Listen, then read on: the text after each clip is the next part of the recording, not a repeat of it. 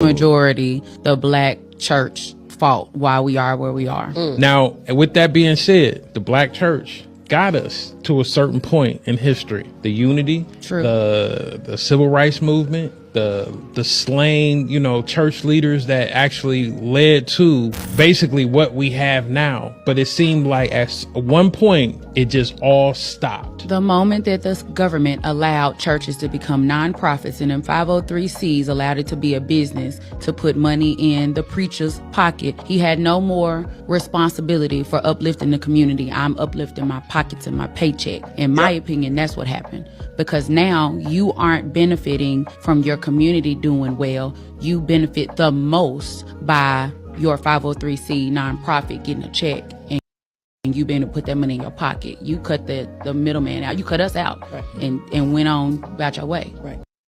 All right, y'all. So everybody come on in. Y'all already know. Drop your city in the chat. Let me know where you at. I changed the lighting. Let me know what y'all thinking about the lighting. Does it suck? Is it better or whatever? Let me know what y'all thinking about the lighting. Drop your city in the chat and let me know where you at.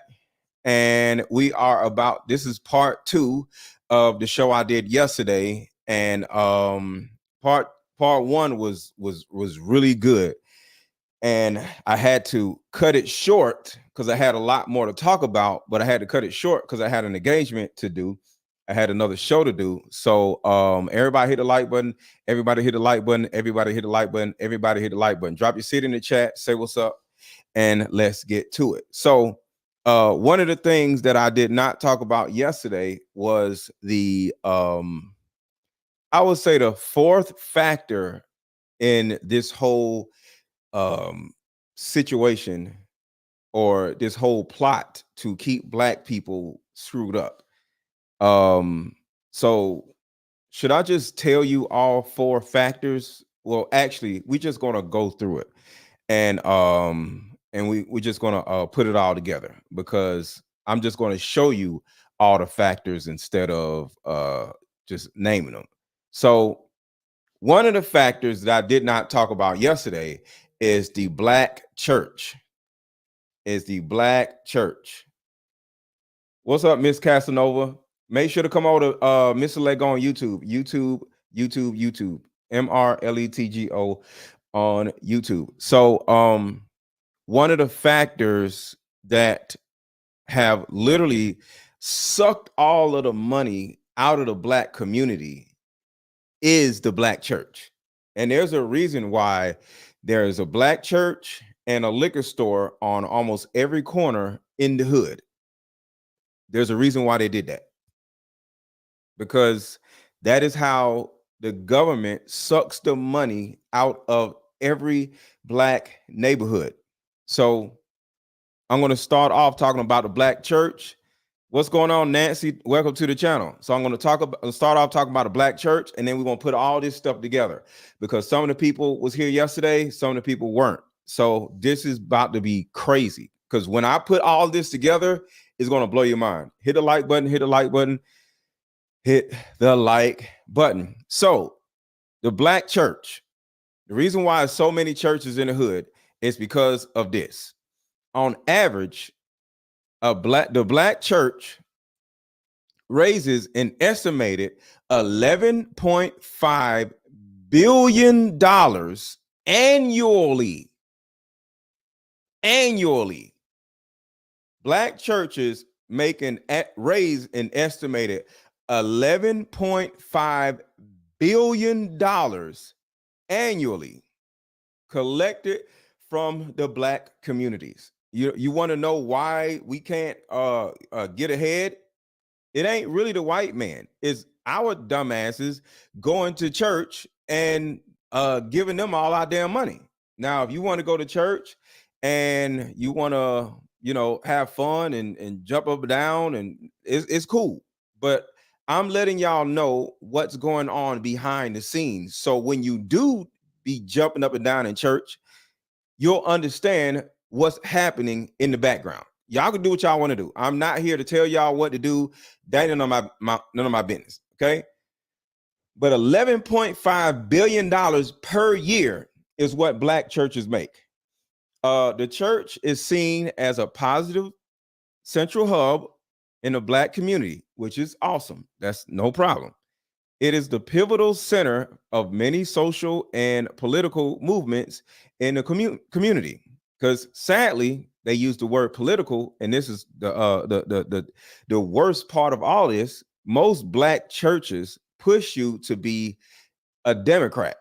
Now, you could do whatever you want to do, but most black churches push Democrat on you. There are certain churches that will literally say, if you are a Republican, get out. They'll literally say it, right? They condemn being a Republican. So, and why am I bringing this up? Why do you care? Because why is the black church trying to tell you what to do on and who to vote for? The reason why the black church is doing that is simple. Because churches work for the government. I want y'all to think about that. Churches work directly for the government. And I'm going to literally break it down for you and let you know why and how. So the churches work for the government. So when I say the church is a pivotal center for the black community, for any political movements, that's exactly what it is. Because all of these different things are meant to control black people. All right. Put a 1 in the chat if you've been to a church and they push Democrat stuff on you. And I'm not saying being a Democrat is bad, but they don't supposed to be telling you who to vote for. They're supposed to be telling you what to do. They're supposed to be talking about God. But guess what? They don't even talk about God no more. But put a 1 in the chat if you ever had a church try to steer you in a direction that you didn't really want to go. Because if they think about this, if the millions of churches across America, black churches across America, all are controlled by the same group of people, which I'm going to break down, and all of these black churches are telling black people to vote for this guy versus that guy, this guy right here literally can get the vote and get elected literally because of all these black churches. So if I was running for office, right, and I literally called up the person or the group of people or the conglomeration that is over all the black churches, because like I said, black churches work for the government. And I'm gonna put all this together with P. Diddy in a minute. We talk about P. Diddy also, but I want to talk about this and I'm gonna come back.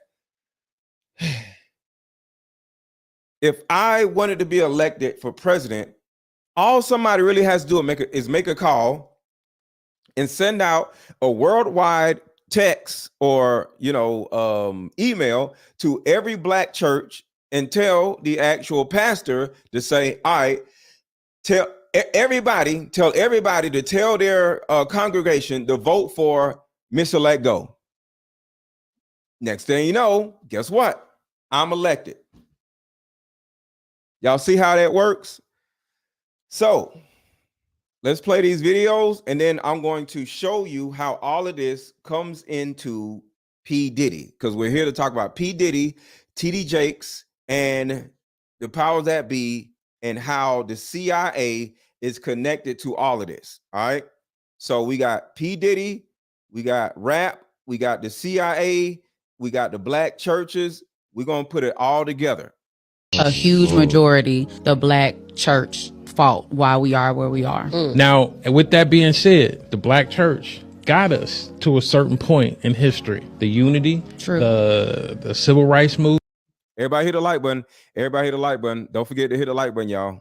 I don't want to be yelling out hit the like button every 5 minutes. So if y'all hit the like button, I won't have anything to say. Keep that in mind.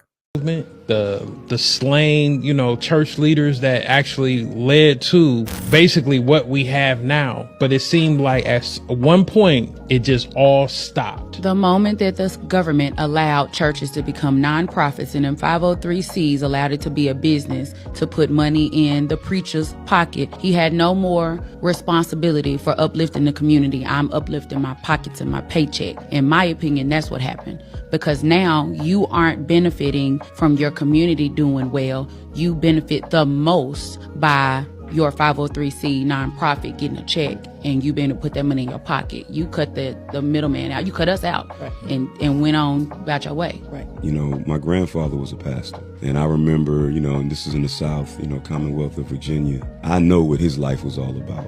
It wasn't about any money. You know what I mean? I witnessed it. But then fast forward as an adult, to Ashley's point, it's very hard to decipher who's who, because you see. Remember, I'm letting these videos play without interruption, but I see that y'all are not hitting the like button. So I got to stop because y'all are not hitting the like. So hit the like button and I'll stay quiet. The Bentleys you see, and then there's a lot of prosperity preaching, which again, I'm not upset about that. Absolutely. I feel like we all should be prosperous. Right. But what happens is there's an energy that I feel when I'm sitting in that congregation. So prosperity preachers are the devil themselves. The reason why is because when they teach prosperity to poor people, it doesn't make any sense. So you can't teach prosperity and tell the people that you're teaching to give you all of the money that they're making, because prosperity comes from investments, right? So if I'm going to church and my prosperity preacher is telling me to give me all of your hard-earned money, I can't take my hard-earned money and now invest it into the stock market, invest it into my kids, invest it into a college fund, invest it into paying my house off. I can't invest my money because I'm giving all my money to the prosperity preacher. So who is prospering from the prosperity? The damn preacher and not the congregation. Because if you actually want people to prosper, you won't tell people to give them all your goddamn money. You'll tell people what to do with their goddamn money, which is how to invest it, where to invest it. Why don't preachers do that? So think about the word prosperity. The damn preacher is the only one prospering.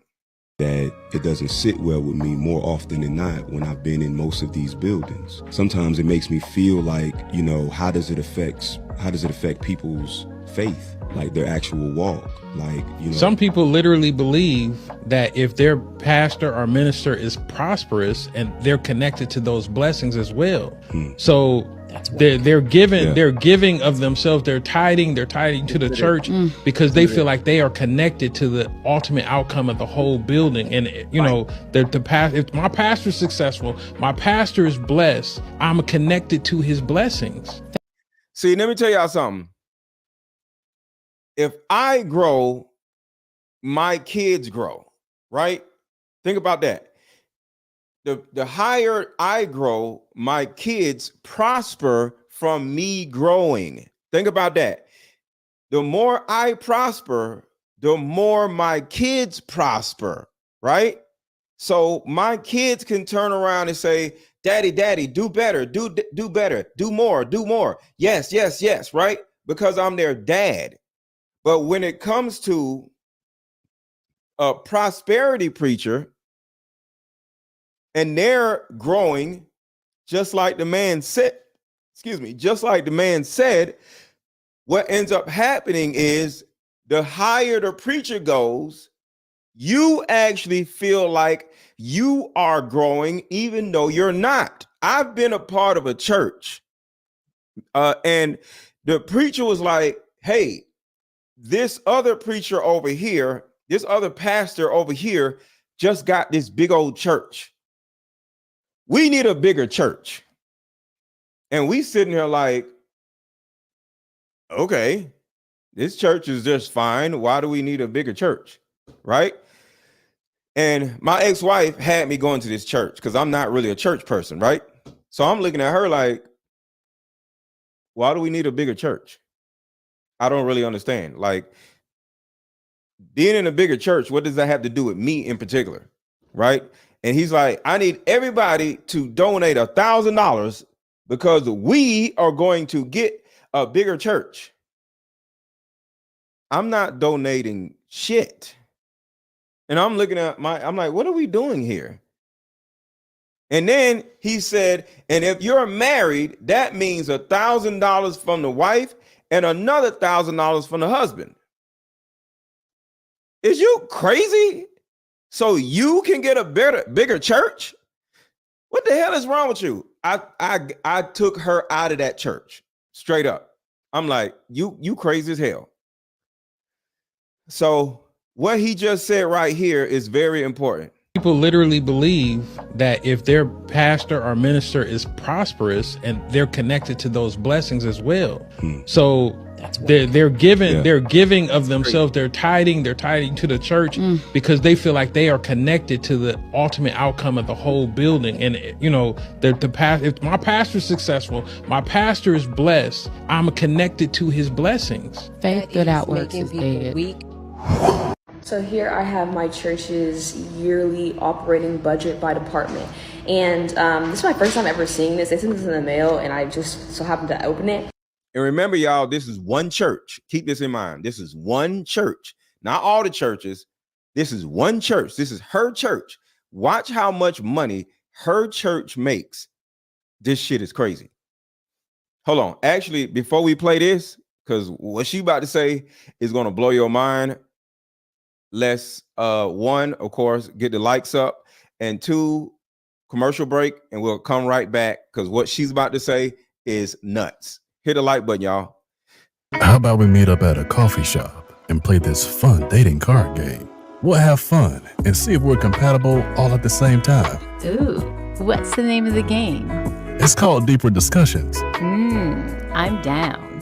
Okay, meet you at 6. Fellas, buy this card game. Ladies, buy this card game. Buy about 2 or 3 card games. The main reason why people can't stay together isn't because they don't like each other no more. It's actually because their present family issues come up or their past family issues come up. But when you play Deeper Discussions, you'll be able to understand a person's family issues up front. This game can be played with either 2 people or an entire group. So have fun. Question number 1. Name a time when money was the main factor why a relationship went bad. Deeper Discussions Dating Edition. Again, these cards are good for vetting a potential boyfriend, a potential girlfriend, a potential husband, a potential wife. The texture of these cards are so soft and silky, by the way. Like they ain't gonna get really wore out. Durable. A dating card game for introverts who have a hard time asking the much needed compatibility questions. Deeper Discussions, the card game.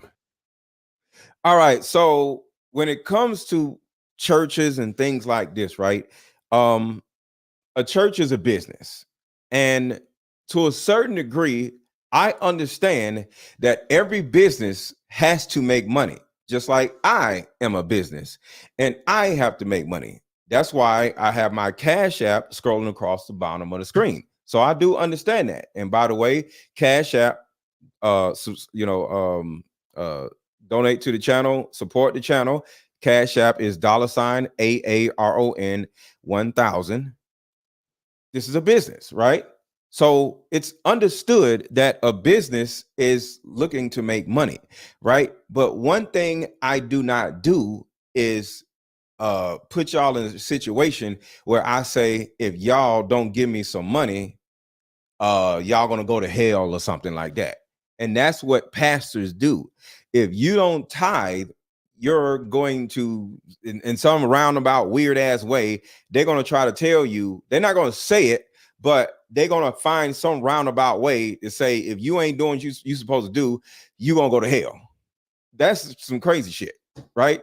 And the thing about it is, as a business, there's a certain way that you have to help people, and in exchange for you helping them, they pay money or there's advertisers. So it's okay. And that's the reason why I got my card game. I am my own advertiser. You see how that works? I don't have to get other people to actually pay me to do this because I have products that I can offer to my people. And unlike a pastor, I'm not selling you no fake ass lies. This card game is meant to help you vet people that are coming into your life. So the thing about it is your pastor offering you something tangible that can actually help you in your life? And if they are, cool. I'm not saying your pastor isn't, but you have to ask yourself these things. Is the people that you're contributing to, offering something tangible in your life, because that's why I came up with my Deeper Discussions card game. Because I don't want nobody saying, oh, Mr. Let Go just be saying stuff. He ain't really helping the community. He ain't really helping the people watching. No, I came up with a product, and you can buy my product under this video on YouTube or on Instagram. Is in my bio. The link is in my bio. And the link is right around here, is hovering around here to actually buy it. This is a tangible asset for you, because in my line of work versus a pastor, my line of work is to keep you all from having babies with stupid people. That's the specific reason why I'm in front of you. I'm talking about P. Diddy, because all of this has a lot to do with how people have been so screwed up, and that made them stupid, right? So I'm not gossiping. I'm literally here, living my purpose, showing y'all how to level up yourselves, not me, level up yourselves, because all I really need from y'all is y'all viewership. You know what I'm saying? And if y'all want to, y'all can buy my card game. If y'all want to, y'all can send me a Cash App or whatever.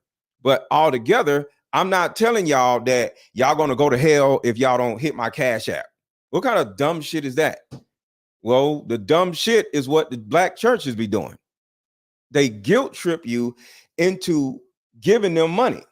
No, if you want to give me money, it's because you're enjoying the content. It's because you see value in what I'm offering.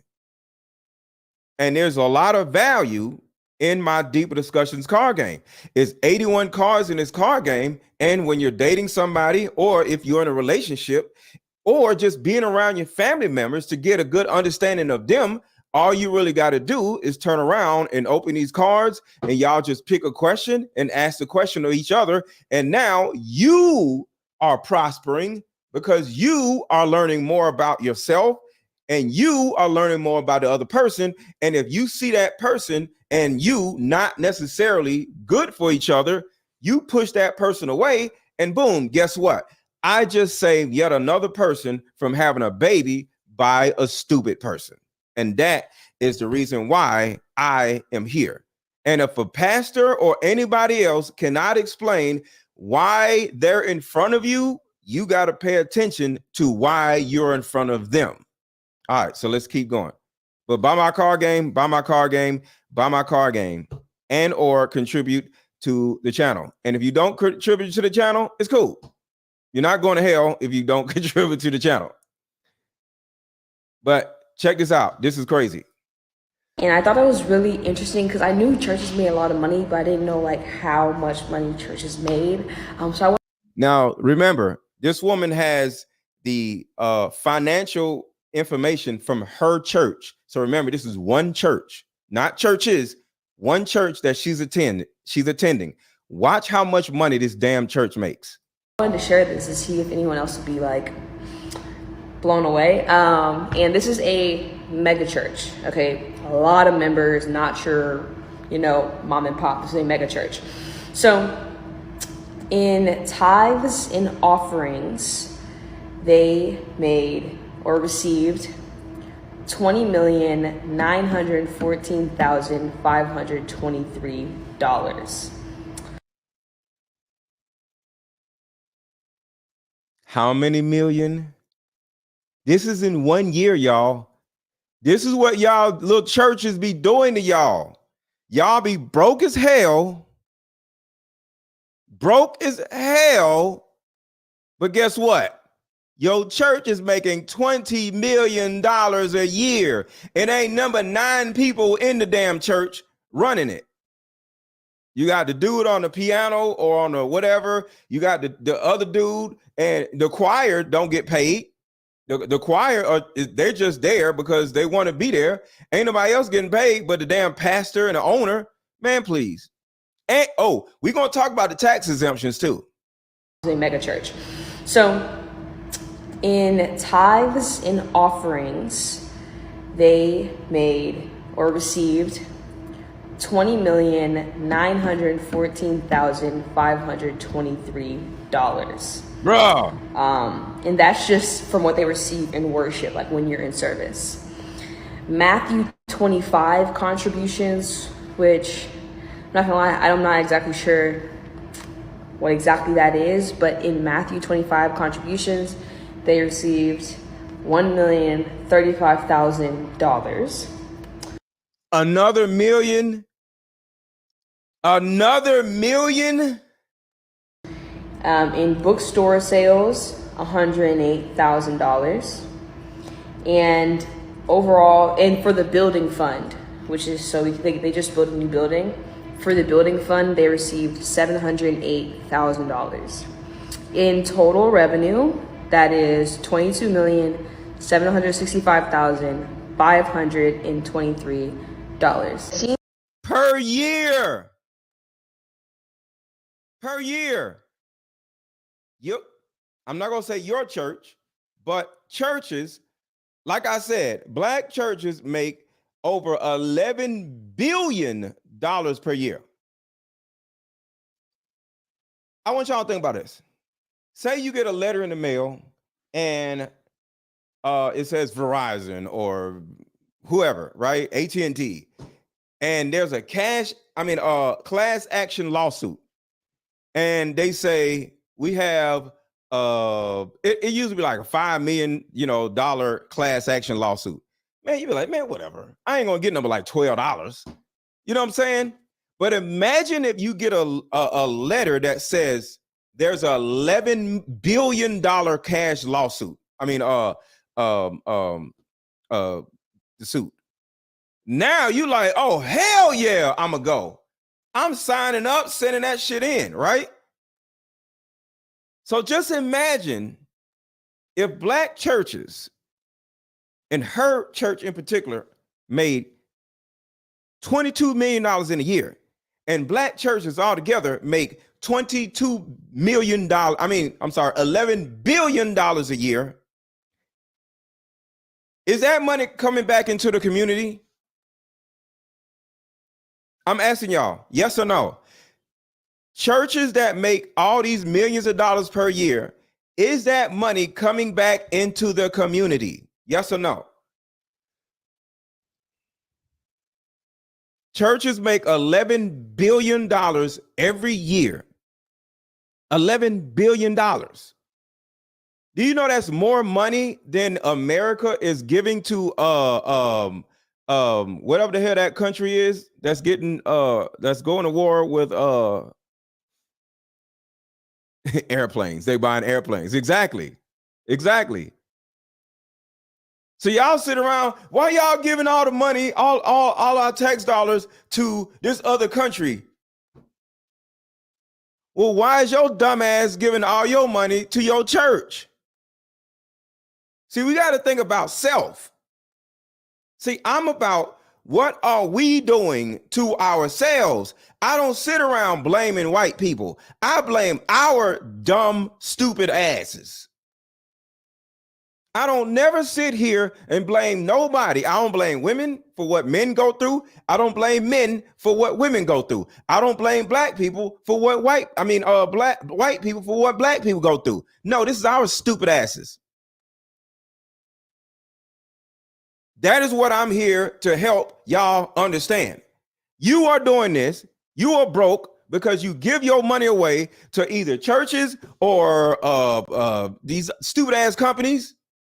Y'all women buying all these damn expensive bags, knowing you ain't got no goddamn money, trying to look like you somebody. Y'all buying all these goddamn wigs and shit, spending $200 every 2 weeks on some fucking eyelashes and shit. So it's the churches, it's the eyelash place, it's the wig install, it's the Jordans, it's the strip clubs. You niggas is dumb. And y'all want to sit around and blame white people for why you broke. No, you are why you broke.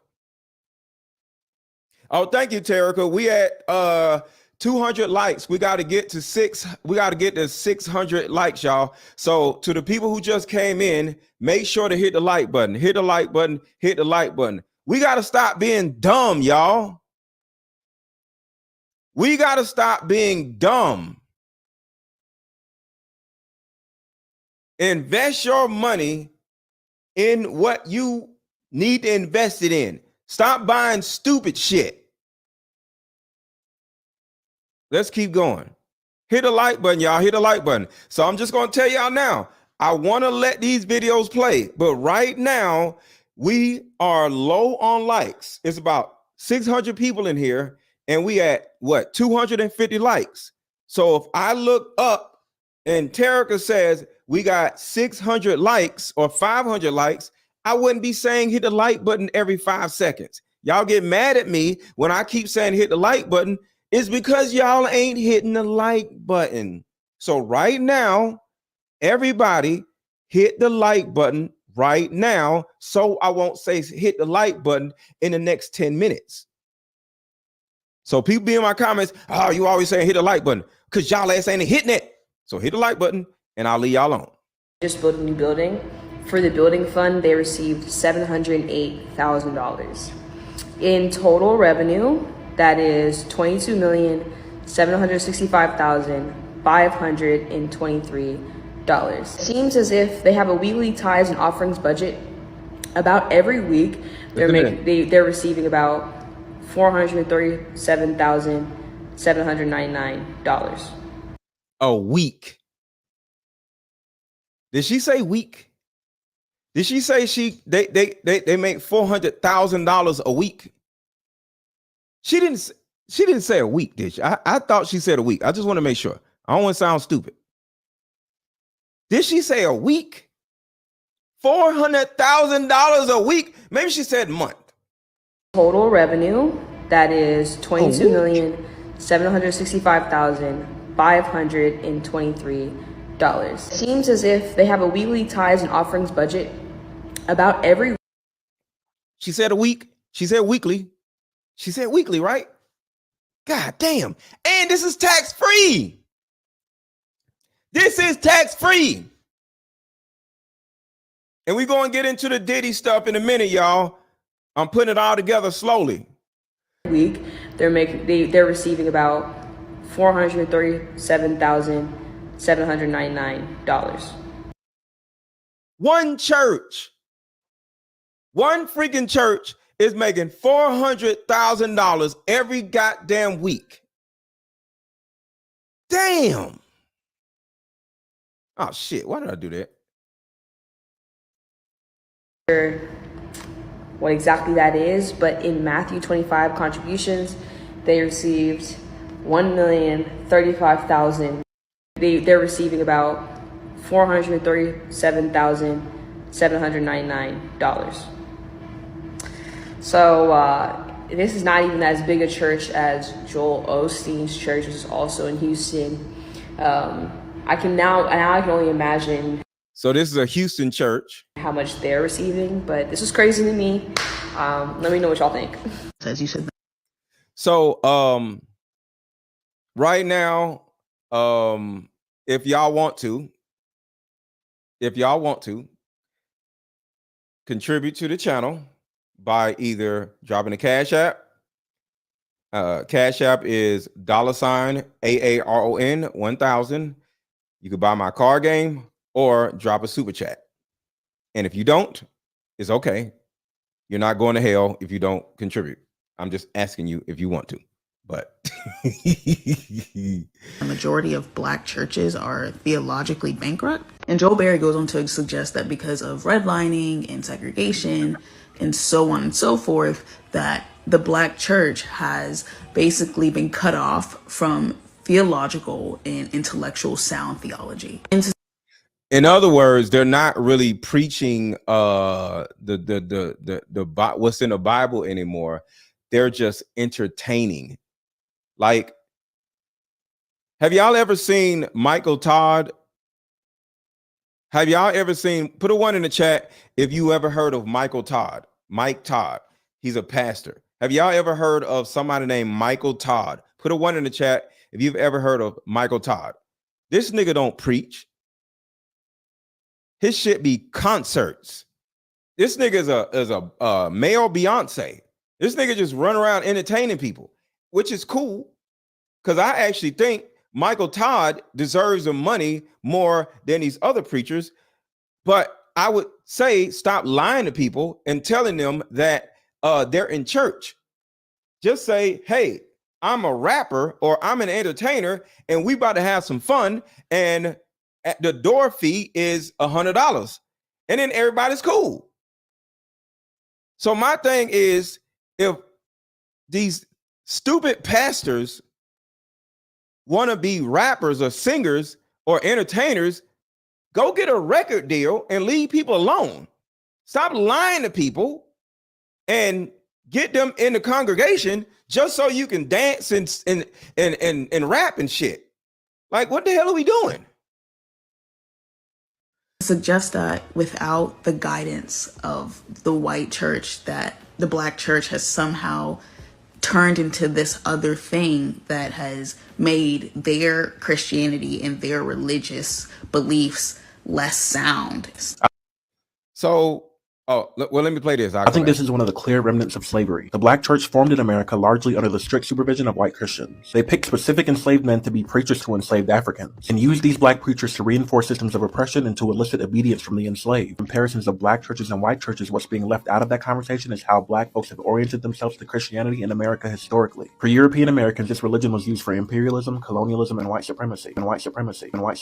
For enslaved Africans and their descendants, this name was used for liberation from oppression and divine love. And this is why I think that while black folks and white folks are calling on the same name, they're not remotely tapping into the same energy. Notice what churches are turning into.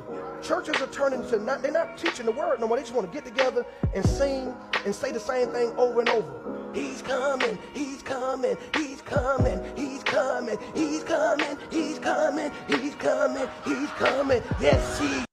And that's all they be doing in the goddamn churches. Just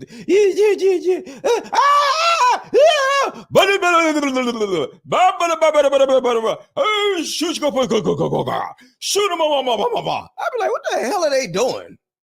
Yes, he's coming. He's coming. He's coming. Even if you're not well versed. That's all they be doing. That's all they be doing. And there's a specific reason why I'm starting this live stream off with the black church. Do y'all know why P. Diddy has T.D. Jakes alongside him? Do y'all know why P. Diddy has had T.D. Jakes beside him for, I would say, the last 3 years? Does anybody know? Does anybody know? I want y'all to think about that while I play the next video. I want y'all to know, because remember, we're talking about P. Diddy. Why is P. Diddy having T.D. Jakes beside him or under him? All right, so think about that, and we're gonna come right back after we talk about TD Cakes. In his religious teachings, T.D. Jakes is likely a name you recognize. While his church initially propelled him into the media limelight, various other incidents have ensured his ongoing presence there. Some of these occurrences have been unexpectedly surprising, like the recent news involving his son. According to Dallas police reports, Jermaine Donald Jakes, the son of T.D. Jakes, the influential Dallas megachurch pastor, renowned for his views on homosexuality, was apprehended in a sting operation targeting gay activity at Keith Park some time ago. The younger Jakes faced charges of indecent exposure, allegedly exposing himself in front of two undercover Vice detectives. In the middle of chaos, because after a while, anytime you know too much, you stop living your best self. Senior CPL Janice Cruther, a DPD spokeswoman, confirmed that the Did he say anytime you blow too much? Or what did he just say? Well, never mind. Detectives involved. So this is TD Jake's son. And apparently TD Jake's son, his name is TD Jakes also, likes man booty like TD Jakes. So he's just like his daddy. They both like booty. How is it that you and your daddy like booty? Like man booty?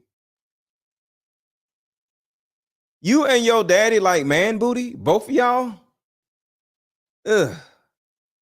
Were both male. According to the arrest affidavit, the detectives were responding to citizen complaints about suspicious activity when they observed Jermaine Jakes and several other unidentified males parking their vehicles in the lot east of the park. Subsequently, the detectives followed Jakes into the wooded area where he approached them with his genitals exposed through his unzipped pants.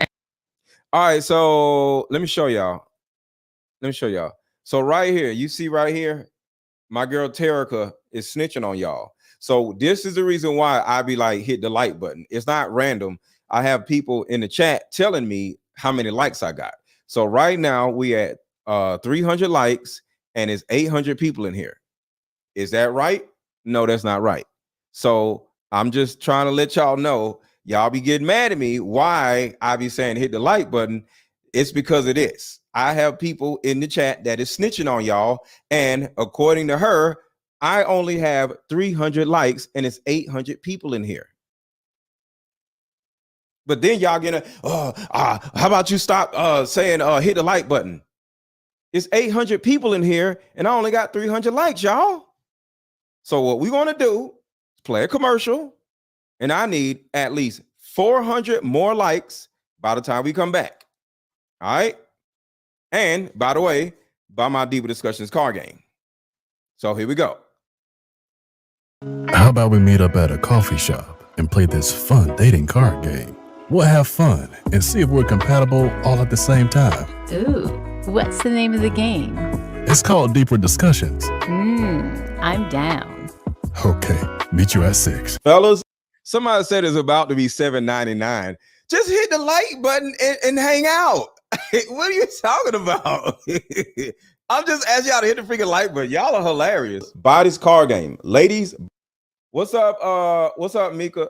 What's up, Meek? Buy this card game. Buy about 2 or 3 card games. The main reason why people can't stay together isn't because they don't like each other no more. It's actually because their present family issues come up or their past family issues come up. But when you play Deeper Discussions, you'll be able to understand a person's family issues up front. This game can be played with either 2 people or an entire group. So have fun. Question number 1. Name a time when money was the main factor why a relationship went bad. Deeper Discussions Dating Edition. Again, these cards are good for vetting a potential boyfriend, a potential girlfriend, a potential husband, a potential wife. The texture of these cards are so soft and silky, by the way. Like they ain't gonna get really wore out. Durable. A dating card game for introverts who have a hard time asking the much needed compatibility questions. Deeper Discussions, the card game. All right, so Terica, where my lights at now? Terica, where are my lights? Can you please give me a report on the likes? All right, so let's keep going. And shout out to the people who have hit the like button. Well, really shout out to all y'all. I appreciate all of y'all for being here. Detailed in the affidavit, Jakes maintained eye contact with one of the detectives while engaging in this behavior for several seconds. Despite the presence of pedestrians and joggers on a nearby trail, Jakes made no attempt to conceal his actions, as noted in the court records. Interestingly, Jermaine Jakes listed his place of employment as T.D. Jakes Ministries, a fact that struck many as unusual given the circumstances. However, Jakes was ultimately released at the scene after being detained. For those unfamiliar, T.D. Jakes is renowned as the founder of the Potter's House, a prominent church located in South Dallas with a congregation of around 30,000 members. Infallible word of God, because that is what the pulpit is for. And mind you, T.D. Jakes' son literally said his place of employment is with his daddy. So just keep that in mind. So it ain't like his son is way off somewhere. No, his son is right there under his daddy. He works for his daddy. Just to make sure he don't got caught by the police. But there will be a time.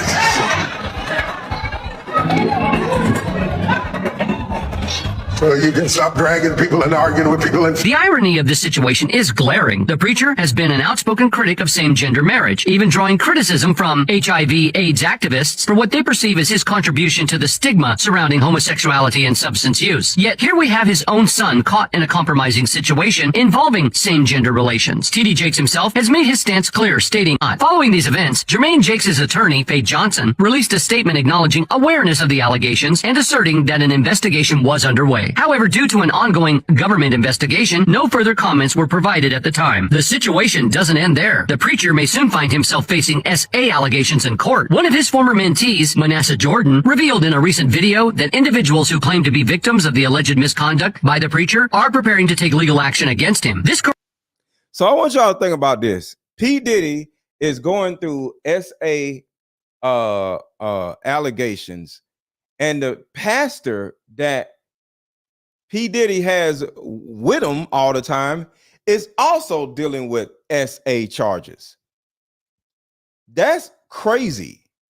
Corroborates earlier claims of misconduct against Jakes. Manasseh Jordan, a former mentee of Bishop T.D. Jakes, has stepped forward alleging that the prominent Dallas pastor groomed him. He recently disclosed that additional victims have emerged, indicating a troubling pattern of misconduct. The relationship between Jordan and Jakes is not entirely concealed, as evidenced by a circulating photo showing Diddy resting his head on the shoulders of the influential pastor. It seems that Jordan has managed to break free from what he perceives as the hold of his former mentor, and he is now using his platform to advocate for other victims. In a video posted on December 30th, Jordan discussed the new victims who have recently come forward against Bishop T.D. Jakes. Manasseh alleges that 2 victims he spoke with were supposedly groomed and essayed by Bishop T.D. Jakes. In his video, Manasseh claimed that these victims confided in him about the alleged grooming and essay carried out by Bishop Jakes. He stated that the victims informed him that Bishop Jakes had allegedly essayed them, not only as victims of grooming, as he had described in previous videos, but also as victims of SA by the same individual who groomed him. According Golly, man. But we're going to put all this together. But I, in particular, because I can't tell y'all what to do, I, in particular, do not trust pastors. I don't. And if I actually did go to church, I have, not just would, have, I would go to a white church. I wouldn't go to a black church. The reason why is because, like what was said before this particular video, black churches are specifically incentivized to ruin black people. I'll say it again. If I went to church, I would go to a white church. And the reason why is because black churches, unlike white churches, are specifically incentivized to ruin black people and pull people in certain directions in order to get their votes. And I'm going to show you an example of why that actually is. So let me look for the video. You're going to flip out when you see this. Where is the video? Where's the video? Where's it? Here it is right here. All right, here we go. Check this out. Ever told a story about the churches? I don't think so. Here in Atlanta. He said, here in Atlanta. We wanted to buy a church out here, a building. Oh, wow. It cost $1 million. We said, we can't afford that because we grassroots.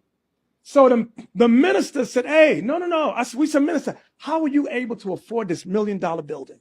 He said, you go to the bank. I said, no. We went to the bank. All these bank, they say the churches have unreliable income because 1 week it may be good, next week it might be bad because it's based on donations. Right. He said, no. He said, Christians have a bank strictly for Christians. Y'all hear that, right? Christians have a bank specifically for Christians. Why is this? Oh, wow. So he gave us the address. Brothers go down there, and the clause is, in order to get the money funded for a church, millions of dollars, you have to teach what they want you to teach. They said to us, our church, our teachings must align with theirs. Y'all hear that? Jesus is white. December 25th. Christmas, yeah. The laws are done away with. A church, millions of dollars, you have to teach what they want you to teach. Y'all hear that, right? For them to give a black church, you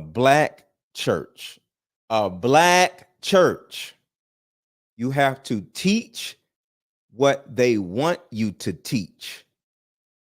Like I said, black churches are funded by the government.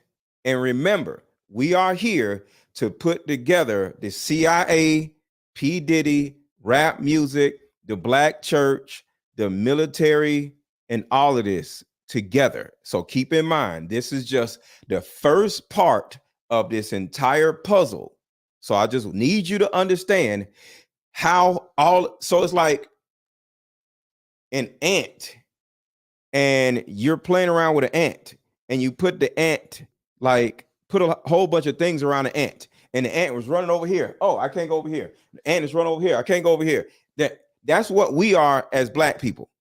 We try to go in different directions to try to seek some type of solace, some type of solitude, some type of help, some type of love, some type of understanding. And we go over to the church. They screwing us over. We listen to music, black music in particular. They screw us over. All they're doing is twerking and talking about sex and you know, talking about popping pills and shit, right? So you can't listen to music no more to get to feel good about yourself. What's going on, Carl?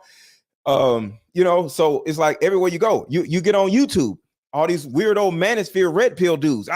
Hate women. You gotta hate women if you want to be a part of us. These old weirdos, right? So you get on YouTube, either they run around talking about modern women are trash. So they hate women on YouTube. So you can't go on YouTube and get some type of understanding. You look at CNN or you know, any one of these news broadcasters, you realize that all they want to do is talk about death and all these people dying and shit. You're like, all right, I can't go there for peace. Where do you go? You can't go to church. You can't go look at TV. You can't really go to YouTube. You know, I'm on here. I'm against the red pill cornballs, but the majority of black YouTube is these stupid red pill people. So it's like, you go to TikTok. You want to go to TikTok, have some fun. People dancing. No, ain't nobody dancing on TikTok no more. Ain't nobody dancing on TikTok no more, y'all.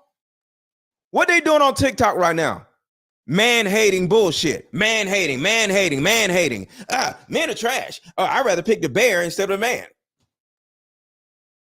So just think about that. You go to YouTube, it's a whole bunch of woman-hating shit. You go to TikTok, it's a whole bunch of man-hating shit. Go to the news. All this crazy shit going on in the news. There's no more dancing on TikTok, y'all. But guess what? Did y'all know that there were 2 TikToks?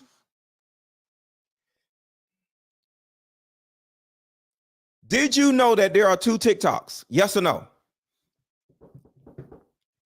Did y'all know that there are 2 TikToks? I'm asking y'all. Did y'all know there's 2 TikToks? There's American TikTok and the Asian TikTok. They dancing on their TikTok.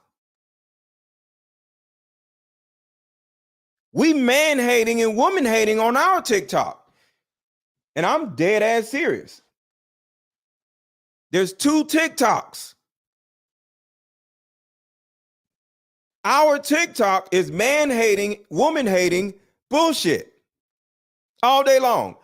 Men, women, I picked the bear over the man. Just all this stupid shit. But if you go to Korea, Japan, anywhere in Asia or wherever, they still dancing. They dancing over there. They having fun. But we sitting in our little cars. Men are trash. Women are these modern women. That's all we do over here. But it's propaganda. Because the thing about it is, do y'all know that red pill is ran by a white man? What's going on, bro? I see you in here. Do you know that red pill is ran by a white man?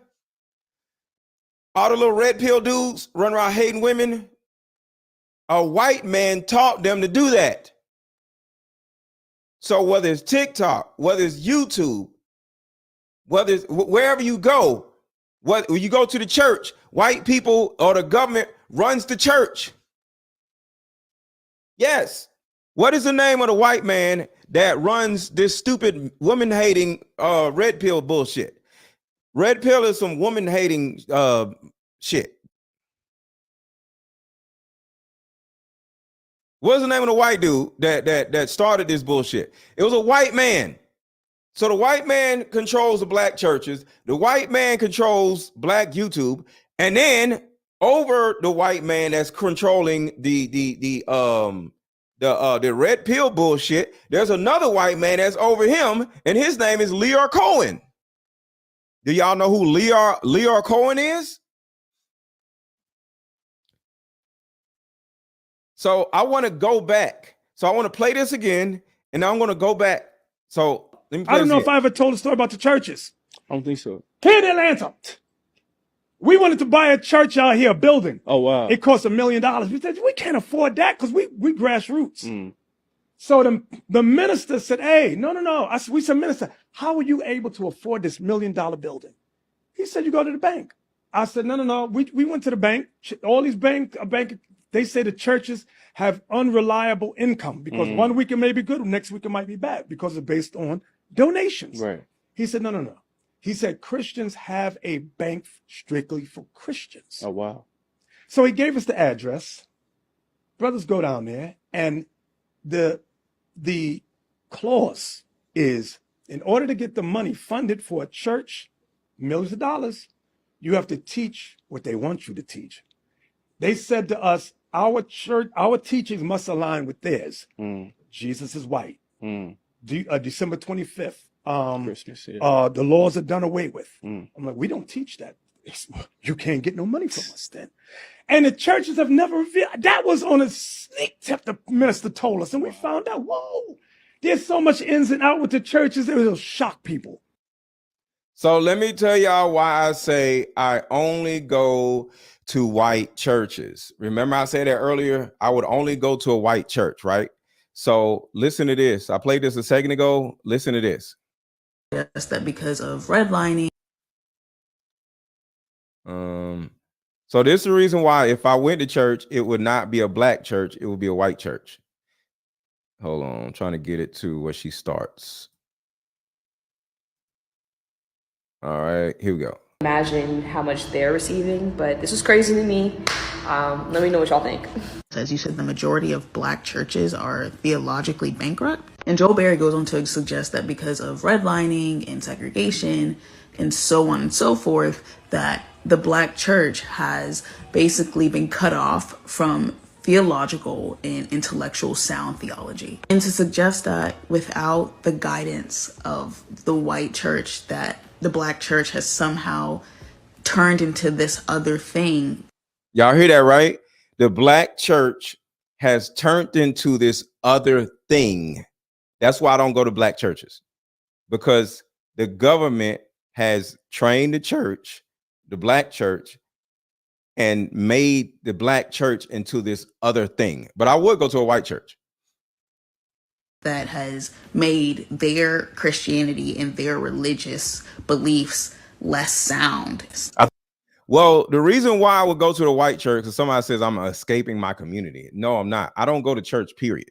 I'm saying if I went to church, it would be to the white church, because the thing about it is I don't want to go to and be up under a person or a group of people that is literally trained to teach me wrong things in order to keep me dumb and broke. That don't make no sense. Like, if you went to the doctor and you found out the doctor is telling people to do stupid shit and they dying and stuff, are you going to go to that doctor? No. I think this is one of the clear remnants of slavery. The black church formed in America largely under the strict supervision of white Christians. They picked specific enslaved men to be preachers to enslaved Africans, and used these black preachers to reinforce systems of oppression and to elicit obedience from the enslaved. Reinforce. Black pastors reinforce things into black people to make them weaker and dumber. Comparisons of black churches and white churches, what's being left out of that conversation is how black folks have oriented themselves to Christianity in America historically. For European Americans, this religion was used for imperialism, colonialism, and white supremacy. See, I never understood any church to I don't go to any church that has a half-naked white man sitting on a cross. I'm not gay. I don't want to look at no half-naked white man do nothing. So you go into a church and you got some half-naked white man like this standing in front of you, and you sitting here dancing and shit. I'm not into that. I'm not into dudes. So I don't want to stare at no half-naked white man. So I'm not doing that, right?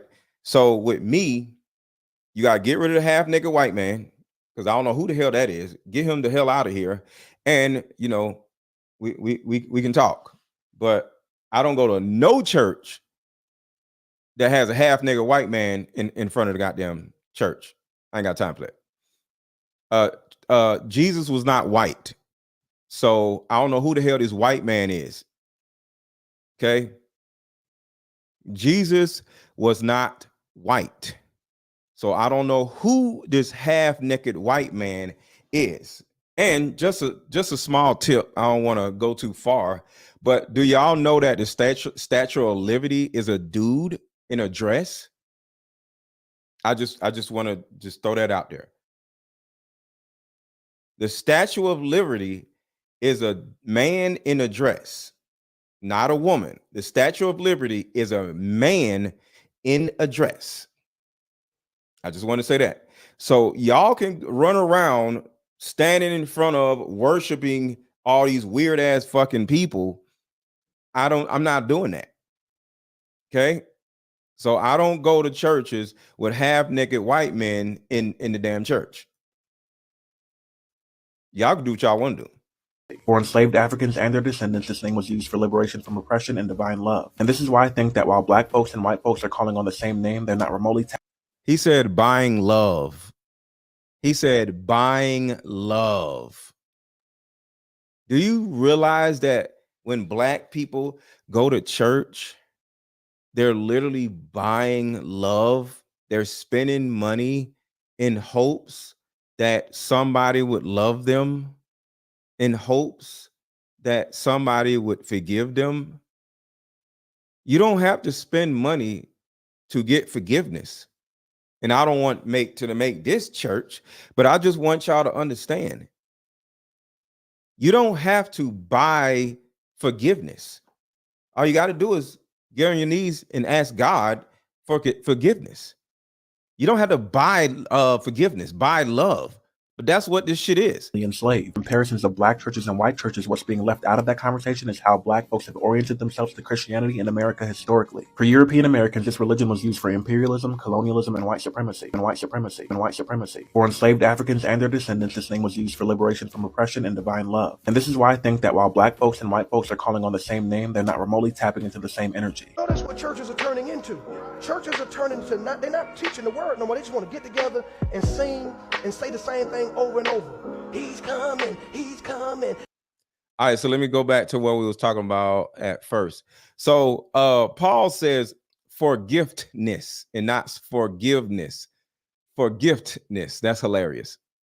In his video, Manasseh claimed that these victims confided in him about the alleged grooming and SA carried out by Bishop Jakes. He stated that the victims informed him that Bishop Jakes had allegedly SA'd them, not only as victims of grooming, as he had described in previous videos, but also as victims of SA by the same individual who groomed him. According to Manasseh Jordan, they're going to be pressing charges. It's one thing to openly oppose certain groups like the alphabet community, but when your own son becomes entangled in what you condemn, it takes things to another level. And when you're accused of the very behaviors you speak against, that's a whole different story, wouldn't you say? Especially when legal action might be on the horizon. Here's the real reason churches aren't taxed. Here we In the go. United States, churches are exempt from federal taxation. Because of this, televangelist Kenneth Copeland hasn't had to give the IRS a single penny of his $300 million.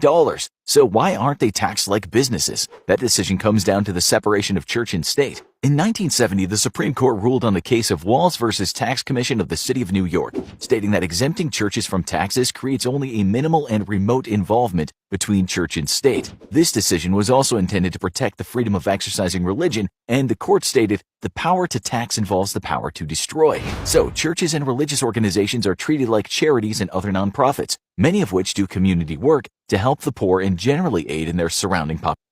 Everybody hit the like button. Everybody hit the like button. This is where we at now. So Terica said we're at 437 likes and it's 800 people in here. So thank you all for the likes. So thank y'all. I appreciate y'all.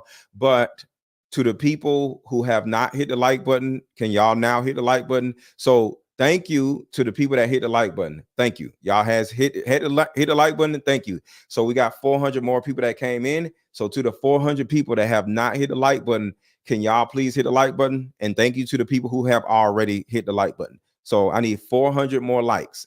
400 people are watching and did not hit the like button. Yes, I'm talking to you. No, you. I'm talking to you. Stacy, you didn't hit the like button. Hit the like button. Okay. Population. Then the year 2000 come, George Bush hits us with the what? Faith-based initiative. He finds a loophole in federal law that allows you to finance churches. So now the mega churches and the medium-sized churches in the black community, Charlemagne, are being financed by the government. You think it's a coincidence, Envy, that you don't see no major churches involved in the miseducation movement? No major churches involved in the mass incarceration movement? No major churches involved in police genocide? No major churches involved in poverty? Where is the black church when it comes to black people issues? They're missing in action because they're being paid by the government to stay out of the struggle. And that's why it's called faith-based initiative. Your pastor is the new FBI agent. Wow. FBI agent. Wow. FBI agent. Wow. They don't care about black folks. So let's talk about this. The faith-based initiative. Some of y'all are like, what does all of this have to do with P. Diddy? What does all this have to do with the CIA?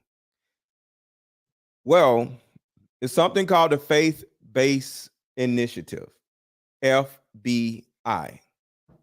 The FBI is behind the black churches. Okay. I've given you a shitload of proof, but I got more. I just stopped it right now. Okay. So let's talk for a second. On average, the black churches raise an estimated 11.5 billion with a B annually. $11.5 billion every single year, which is collected by the community, right? Now, I want y'all to think about this. Understand something. Every single year, churches get $11.5 billion and it doesn't get taxed. So as a whole, 11.5 billion because it did not get taxed. So it ain't half. It's the whole 11.5 billion. So let's talk about this, because this is going to drive you up the wall.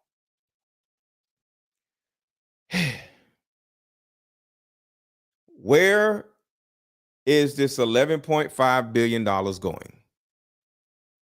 What do they put? Where do they put like the young lady earlier said her particular church made $20 million in a year, right? $22 million in a year, right?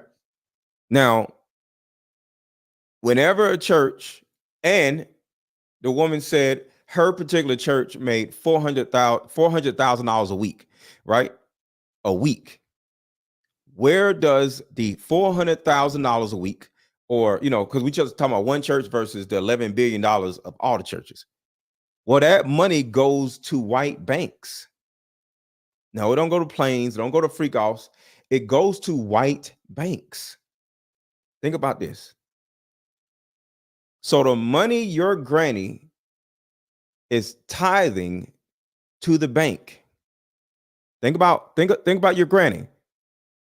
Think about your grandma right now, right? She owns her own house. Kids don't moved out. She's happy, right? She's been tithing to this bank for like 20, 30 years. I mean, tithing to this, I said bank, to this church for like 20, 30 years, right? These churches are making $11 billion a year, untaxed. They take all this money and they put it in the bank, right? When you pay your tithes, where does the money go? It goes to the white bank. And what does the white bank do with your money? What do they do with the $11.5 billion? They lend it out to who? Who do they lend it out to? White developers that are looking for capital to gentrify the same black community that the people are going to the church. So y'all sit here and blame the white man when they come in and gentrifying your bad neighborhood. Well, guess where the white developers got the money to gentrify the neighborhood from? You. So your granny literally got herself kicked out of her own neighborhood after they gentrified the shit. So 20 years ago, your granny started going to this church. 20, 30 years of tithing to this church, right? The church takes the money and puts it in a white bank because there almost are no black banks. There might be one or two black banks, but to a white bank. Developers come up and say, hey, I like this community. Let's go borrow some money to tear down these houses and rebuild and regentrify this bad neighborhood 20 years later, right? Next thing you know, your granny in that same neighborhood, she's been going to church, gets a letter saying two different things. One, she gets a letter saying that her property taxes, because her house is paid off, her property taxes just went up 600%. Her property taxes just went up 600%. So she's like, I can't pay this. I'm old. I'm on SSI. I'm on Social Security. And Social Security is her money that she made when she was younger. So it's her money that is the SSI. So she's not getting money from the government. She's getting her own money back, right? She's getting SSI, and her property taxes don't went up 600%. So now she can't afford to live here. So that's an issue. So then she goes to her church and says, hey, I need help because I don't know what to do. My property taxes went up. I don't know what to do. Does the church help her? Hell no. Hell no, they don't help her. All they do is pray for her. Let's pray for Grandma Ingrid. They just pray for her. Next thing you know, she goes home. She's like, I don't know what I'm gonna do. All of a sudden, she gets another knock on the door saying, hey, we need your house. And since you can't pay your taxes, we just bought your house from you. And she's like, wait, what? You're behind on taxes. Put a 1 in the chat if you're aware that somebody else can buy your house if you get behind on your property taxes. Put a 1 in the chat if you're aware that somebody else can buy your house up under you if you're behind on taxes and you get none of the money. Put a 1 in the chat if you're aware that somebody can buy your house from the bank, not from you. You don't get no money if you're behind on your taxes. So your grandma is sitting here like, oh my God, my taxes, my property taxes don't went up. She goes to her church. They say, get out of here. And she's like, what's the use of going to church if y'all can't help me? I've been giving y'all all my hard-earned money all these years. And what the hell is the point of going to church? Get out of here, Granny. Next thing you know, they come in and buy your house from the bank, not from you. And then Granny is out on the street. And now the same people turn around and buy the rest of the neighborhood with the money that they borrowed from the bank. Where did the bank get the money from? You damn people. Because y'all been tithing for so many years. The $11 billion that the bank just got from y'all asses per year. Next thing you know, Granny's out on the street. Your whole black neighborhood is gentrified. You are sitting here trying to figure out where you want to let Granny stay. You put Granny in a home because you ain't got no room at your house.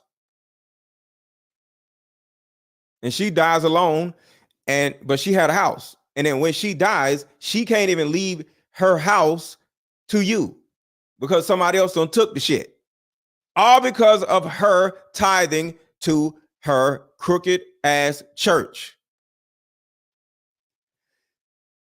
She has no clue that her tithing every Sunday is why she is now homeless. Do you know some churches ask for tax returns? Do you know some churches have ATM machines? Shit is crazy. So now I'm about to put all of this together. See, one of the factors in the CIA keeping black people dysfunctional is you take their money away from them. You keep them broke. You keep them away from their own ability to prosper. So now you have all these variables going on in your life and you don't know why you ain't got no damn money. And your church that's making $11 billion a year, or your own church, your own church is making $20 million a year. They not taking none of it and putting back in your neighborhood. So that's the first psyop. They literally keep black people broke. All right. So now that's the first factor. So now I'm about to put this whole thing together. Because like I said, some of y'all are like, what this got to do with P. Diddy? Here we go. Put on your seatbelt, hit the like button, hit the like button, hit the like button, and share this video. Everybody on Facebook, everybody on YouTube, make sure to share this video right now. Let's go. And why Abel Tesfaye, aka The Weeknd, is in the position of which he is. Which, let me say, this is for educational purposes only. But what if I told you there's a very dark history behind Lucian? That even Lucian himself has a puppet master. Let's keep in mind, Lucian is... Now, just to catch y'all up, let me show y'all who Lucian is, because I don't want y'all to get, like, who the hell is this Lucian person? So this is Lucian Grange right here.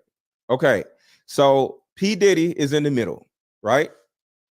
His right-hand woman is named Ethiopia something, right? And who is Ethiopia? I got all of the information. So this is Ethiopia. Okay, so I have some updates in this whole Diddy scandal. As we've been watching this man's cookie crumble, this shit is just getting worse and worse. Remember, we're going to talk about Ethiopia, then we're going to talk about Lucian Grange. So I'm letting you get an understanding of who these people are that I'm about to talk about. So we're going to talk about Ethiopia right here. That's the woman in this picture. Worse as the days go on, which I expected.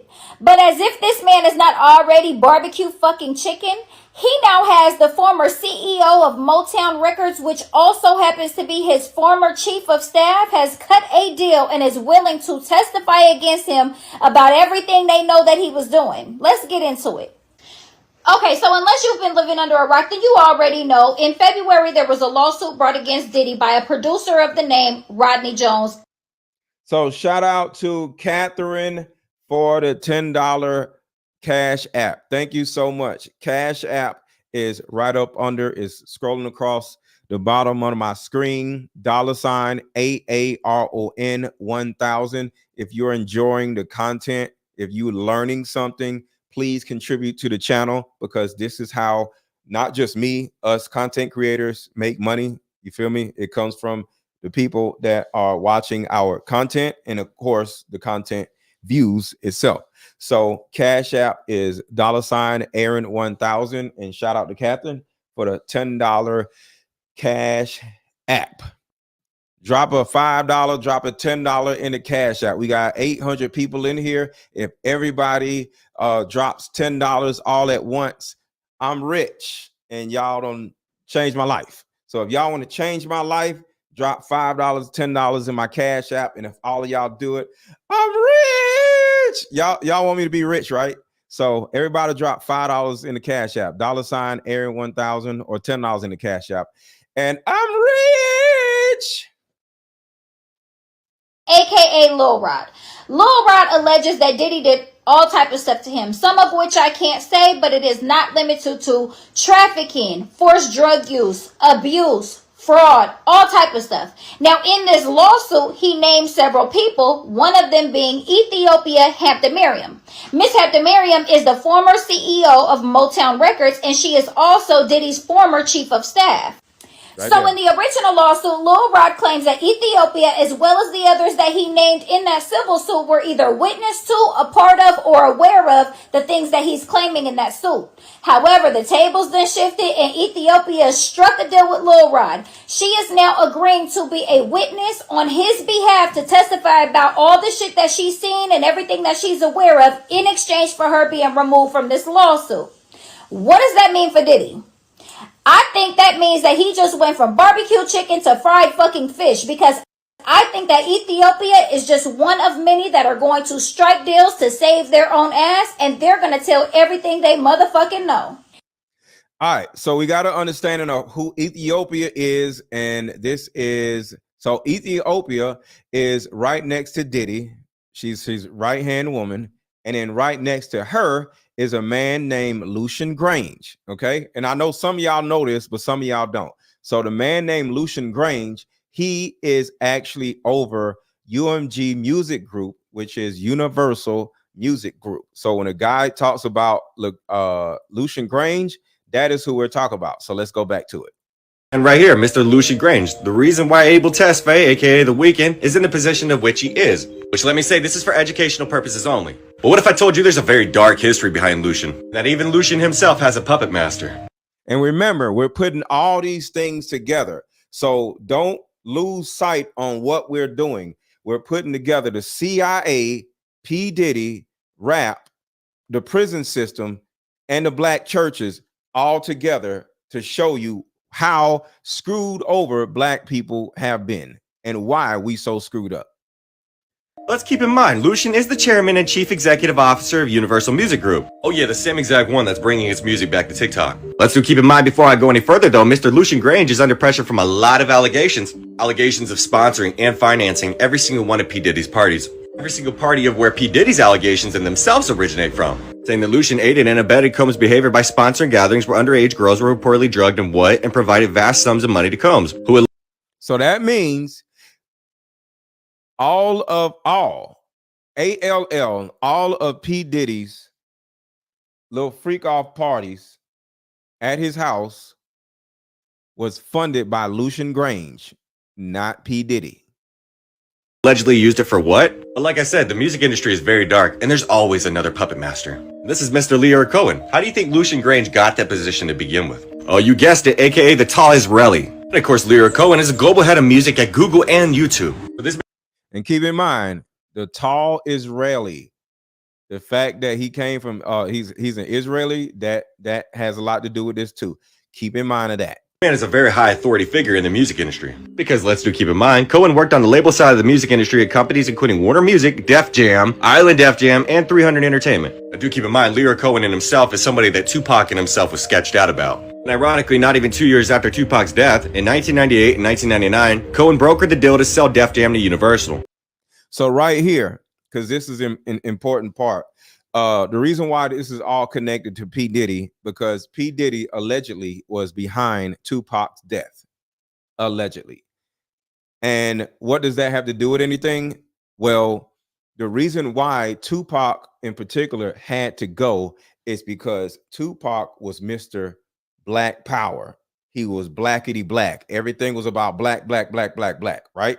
So when he comes into the music industry, and he starts seeing Lucian Grange literally become like P. Diddy's daddy, and Lucian Grange is running all this, and then you turn around and see Lear Cohen being P. Diddy's uncle, and then you turn around and see Clive Davis as P. Diddy's first daddy, and he actually found out that Clive Davis was sleeping with P. Diddy. And if you don't believe that, I have proof of that. Where is it?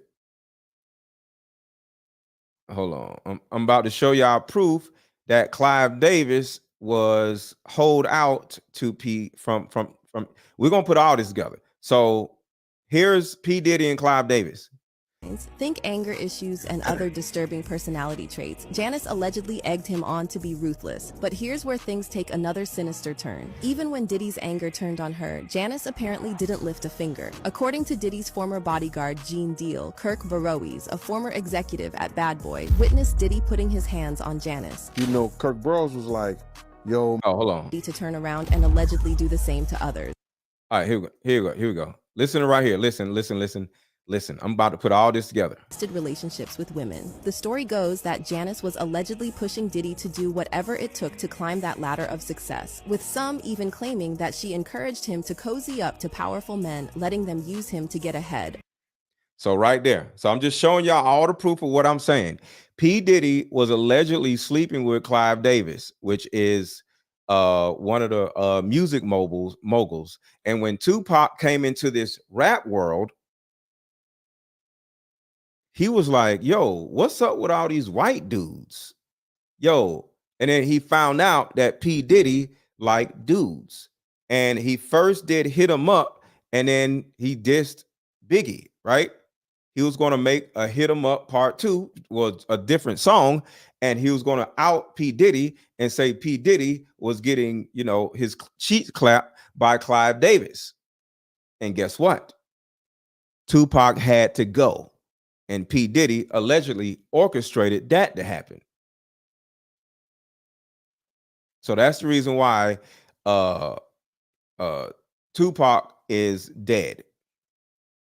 Def Jam Music Group, which combined Def Jam, Mercury, and Island Records. And as you so remember what he said about Tupac right here. Creating the Island Def Jam Music Music, Def Jam, Island Def Jam, and 300 Entertainment. Now do keep in mind, Lear Cohen in himself is somebody that Tupac and himself was sketched out about. And ironically, not even 2 years after Tupac's death, in 1998 and 1999, Cohen brokered the deal to sell Def Jam to Universal. Because Tupac had to go first before Tupac starts blowing everything up and start exposing everybody. You see how P. Diddy is exposed? You see how Drake gets his... Oh, let's look at Drake. Do y'all see how Drake literally got exposed and his stock literally plummeted off of one damn song? The same thing would have happened with Tupac.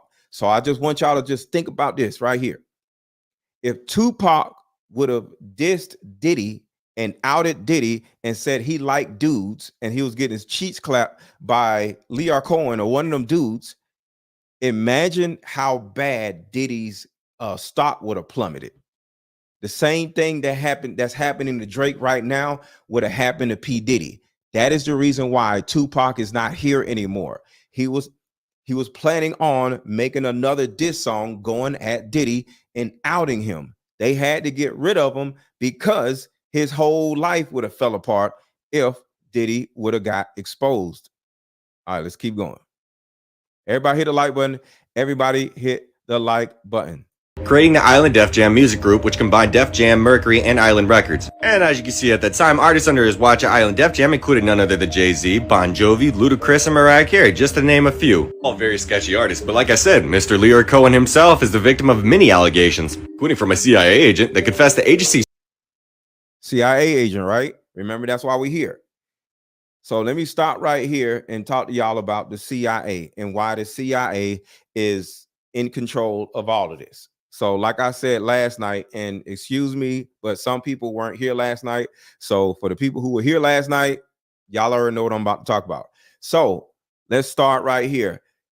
Put a 1 in the chat if you have seen Snowfall And put a 1 in the chat if you've seen American Gangster. Put a 1 in the chat if you've ever seen Snowfall. Put a 1 in the chat if you've ever seen American Gangster, because this right here is going to blow your mind if you wasn't here last night. Put a 1 in the chat if you've seen Snowfall. Put a 1 in the chat if you've seen American Gangster. Want to make sure we good, so I won't have to explain these shows and movies to y'all. Put a 1 in the chat if you've seen Snowfall and or American Gangster. Okay, a lot of y'all seen American Gangster and or Snowfall. All right, cool. All right, so in Snowfall, do y'all remember who Teddy was? Teddy was a guy that was fronting Franklin all of the drugs, right? Who was Teddy working for? Yes, American Gangster, the movie. Yes. Who is Teddy working for? Who is Teddy in Snowfall working for? Teddy that was fronting the drugs. Who was Teddy working for? Right here, the CIA. All right. So just so y'all know, American Gangster, it was a movie, but it was depicted from a true story. The same thing with Snowfall. That was depicted from a true story also. So the CIA, why in the world would the CIA be running around transporting thousands of kilos of drugs into America from Nicaragua? Why? Why are they doing that? And giving it to a black dude. Why did they need Teddy? Why did Teddy need Franklin? What in the world was going on? Well, it was meant to fund the war that was happening at that particular time. It was meant, they were trying to find different ways to fund the Iran-Contra war. So what they did was they transported thousands of kilos of drugs to America, and they started looking for stupid black people to sell it.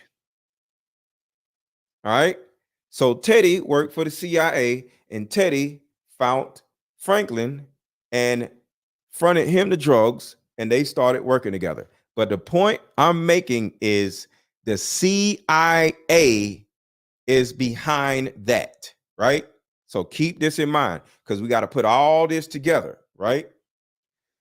So the CIA is behind all of this, right? Remember, I told y'all, I think Diddy works for the CIA. So keep that in mind. So we got that over here.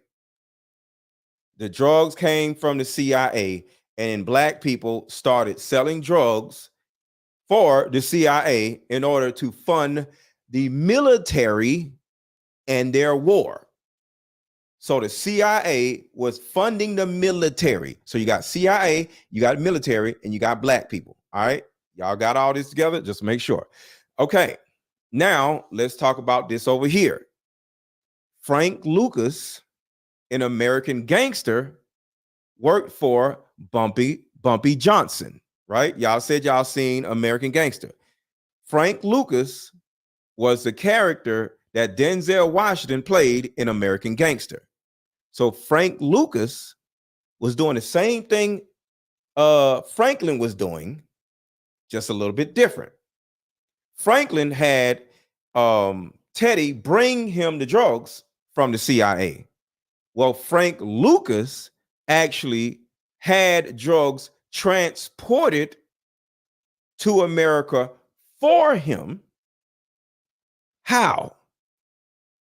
We talked about this last night, but how were the drugs transported from where they were to America? If y'all seen American Gangster, y'all know. How were the drugs transported from there to here? By the military. Exactly. The military. By the military. Government planes. Facts. Now, I want y'all to think about this. How in the world does a black dude get drugs to be transported in government planes via the military in caskets? Because the CIA was behind it.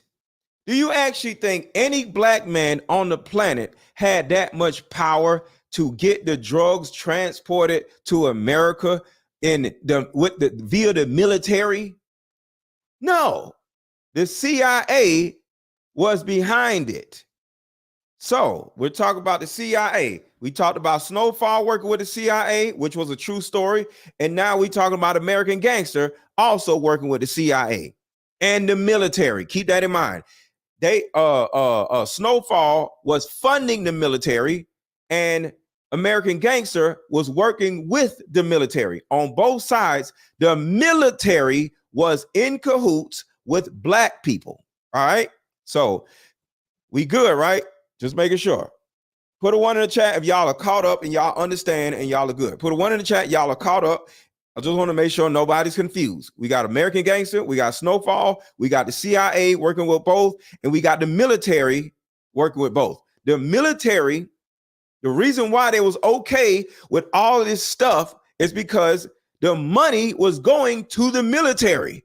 It funded the war.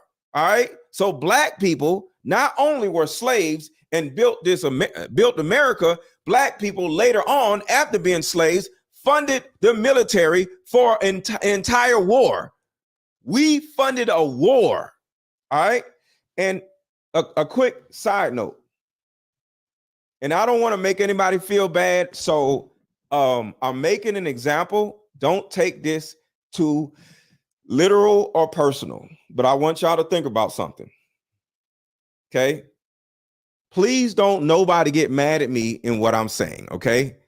I'm just using an example. Okay. And the example is going to sound really bad, but I'm just using an example to give y'all an understanding of how white people are killing, how white people, how they are. I just want to say that. I don't want to say nothing crazy. All right. So don't get mad at what I'm about to say, but I want to give y'all a visual. Okay.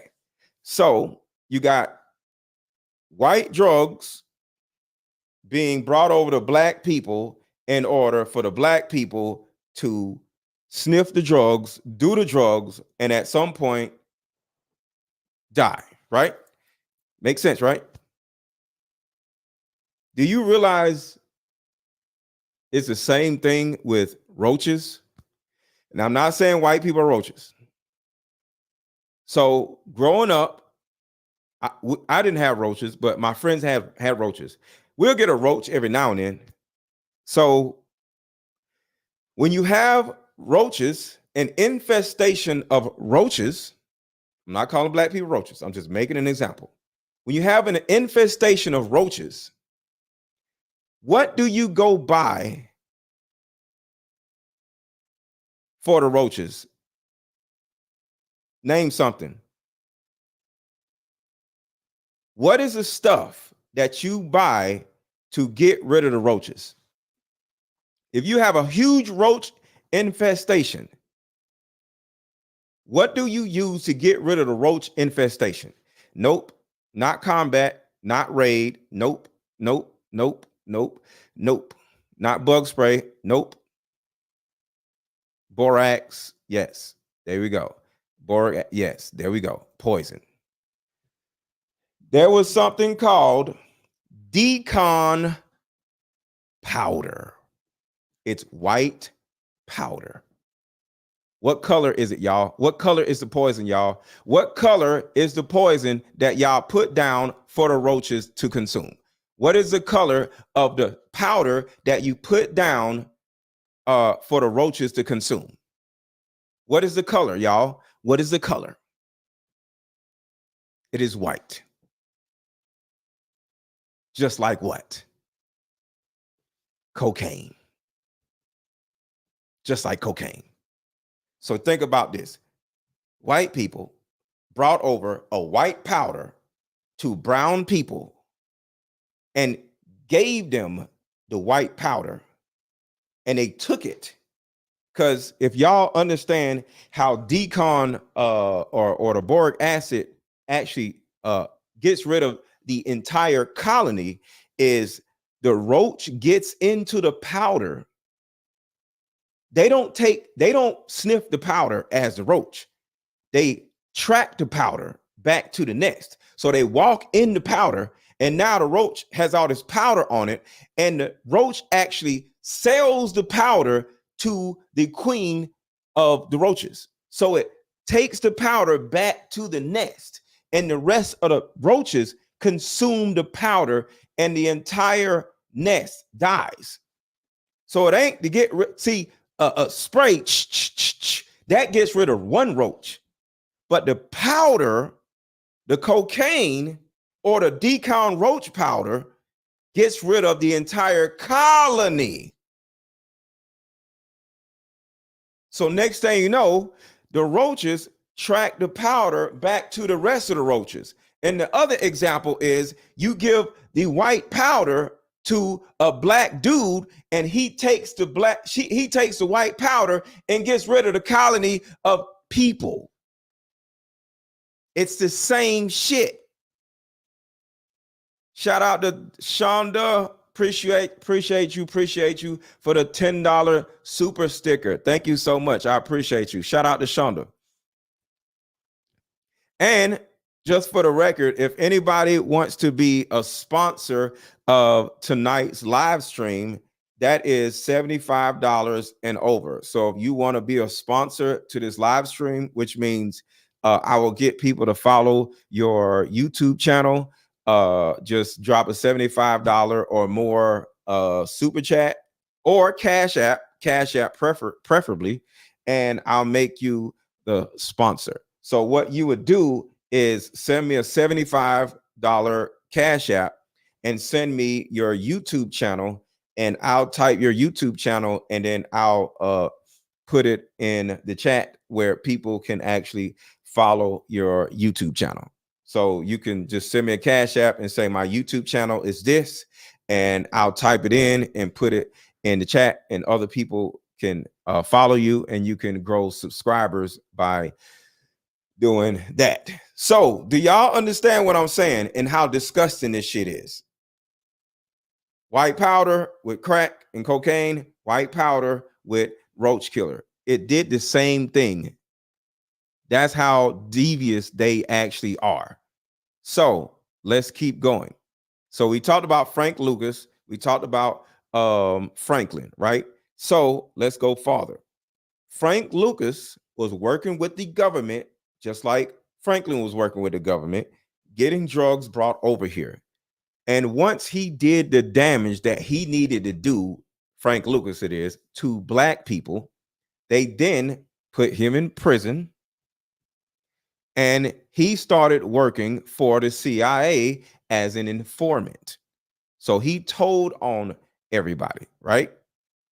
So when Frank Lucas went to prison, this is where P. Diddy comes in. Y'all wonder what this has to do with P. Diddy.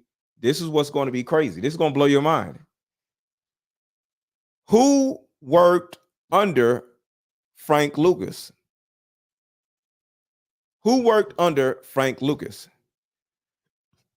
Who was Frank Lucas' right-hand man? Anybody? Some of y'all know. Who was Frank Lucas' right-hand man, y'all? Who worked for Frank Lucas?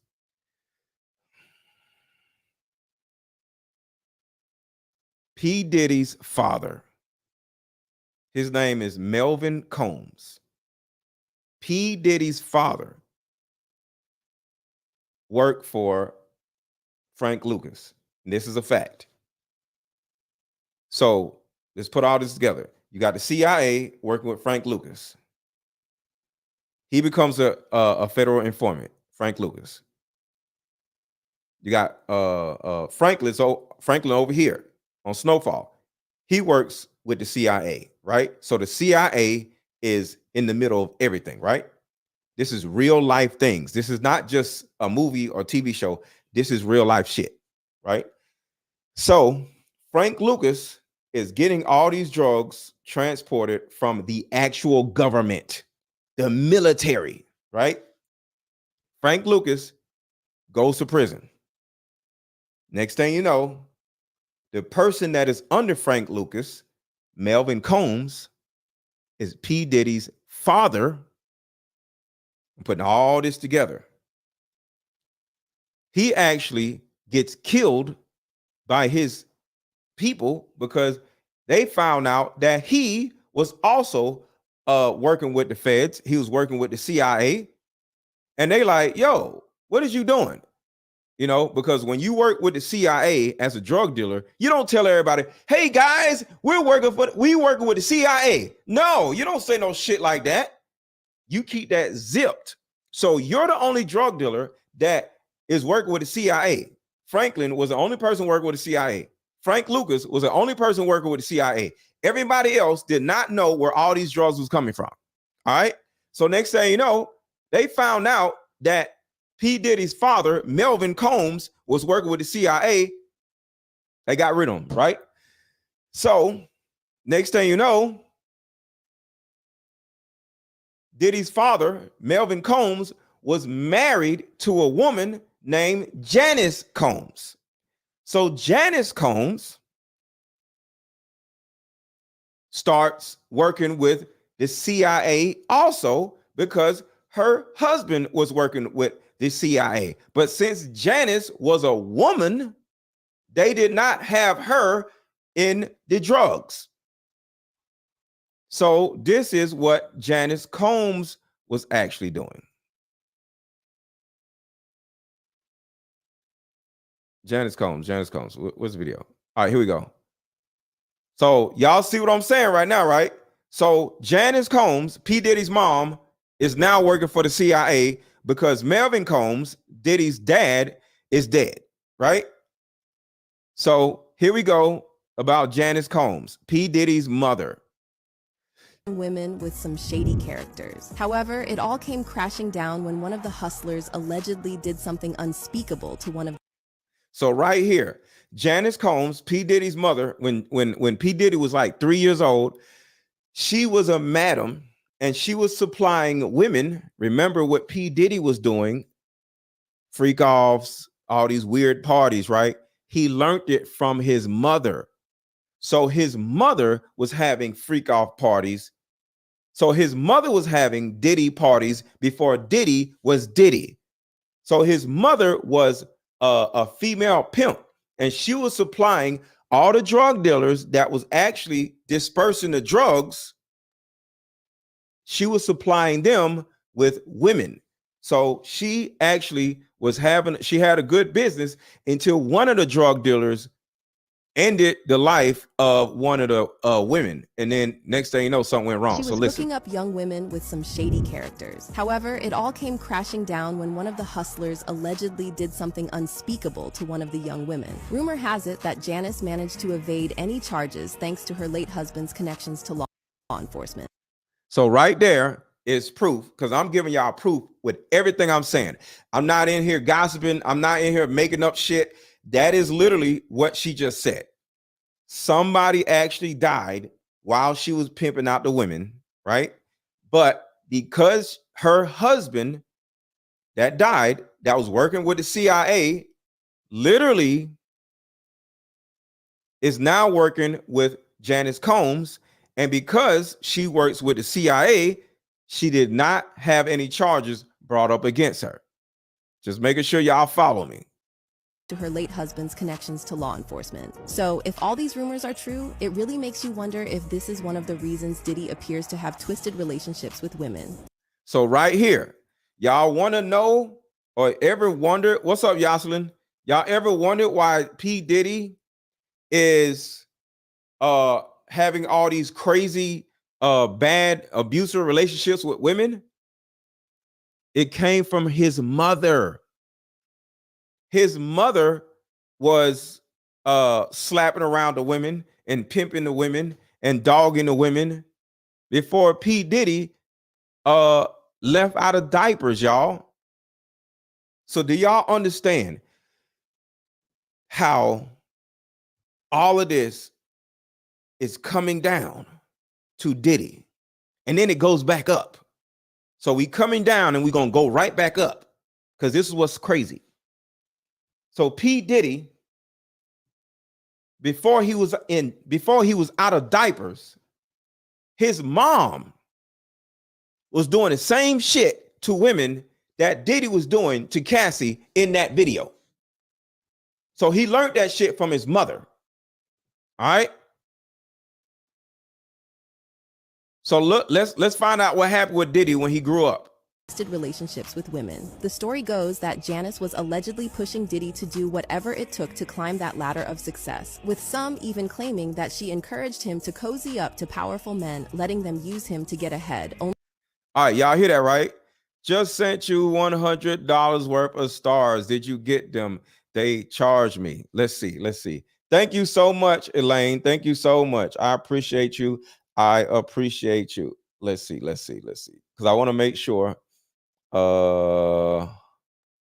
Let's see. Facebook be tripping with their stars. Let's see. Where is it? Hold on. Let me make sure you got. Let's see. Somebody just sent me $100 worth of stars, y'all. So hold on, I want to make sure. And stars are on Facebook. Is how they pay you on Facebook. Let's see. Okay, so they're not showing me. I trust you. I believe you, Elaine. But they're not showing me the stars because Facebook, I don't think, shows the stars. So I can't easily just see. But thank you so much. I don't see them, but I believe that you got them. So thank you so much, Elaine. I appreciate you. How does stars work? Okay. So thank you so much, Elaine. I appreciate you. even claiming that she encouraged him to cozy up to powerful men, letting them use him to get ahead.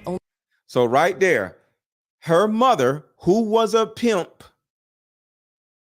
P. Diddy's mother, who was literally a pimp, literally pimped out her own son. She pimped out her own son to rich white men. Y'all get that, right? She pimped out her own son to rich white men. Hold on, let me give you let's see. Where's the video? Everybody hit the like button, y'all. Everybody hit the like button. Everybody hit the like button. To the people who have not hit the like button yet, please hit the like button if you could. Hey folks, it is time for a Diddy deep dive. Yes, a deep dive. Now, a lot of people have been talking about what's going on with Diddy right now, but no one is talking about his life, how he grew up, and how he got to this point. Now, at the age of 3, Diddy lost his father, Melvin Combs. And if you don't know who Melvin Combs is, let me let you in. Melvin was a UGG dealer, and he ran for this man, the one and only Frank Lucas. And if you don't know who Frank Lucas is, baby, you need to go and watch American Gangster, because he did not play. And just a little synopsis on Frank Lucas. This man figured out how to move weight from Vietnam all the way to New York. Okay.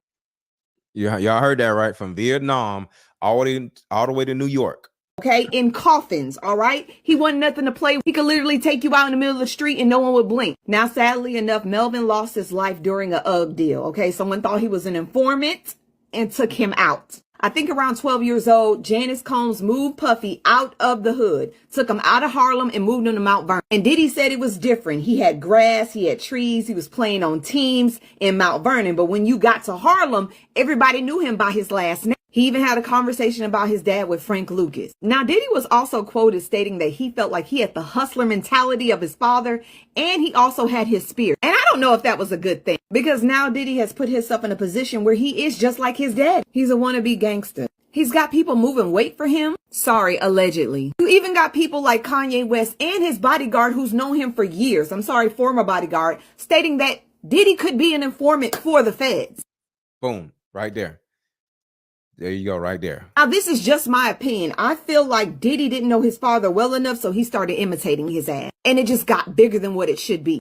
So what she does not know that she's missing is her mother is the person that put him in this position. So it wasn't that Diddy was like, I want to be like my dad. He didn't have a choice. His mother raised him to be this person.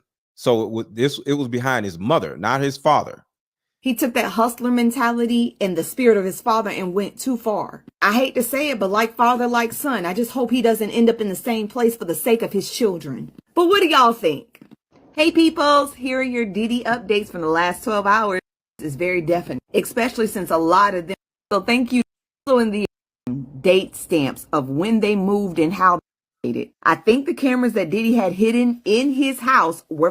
Okay, so now, we're putting everything together, right? So let's go back to this video right here. To turn around and.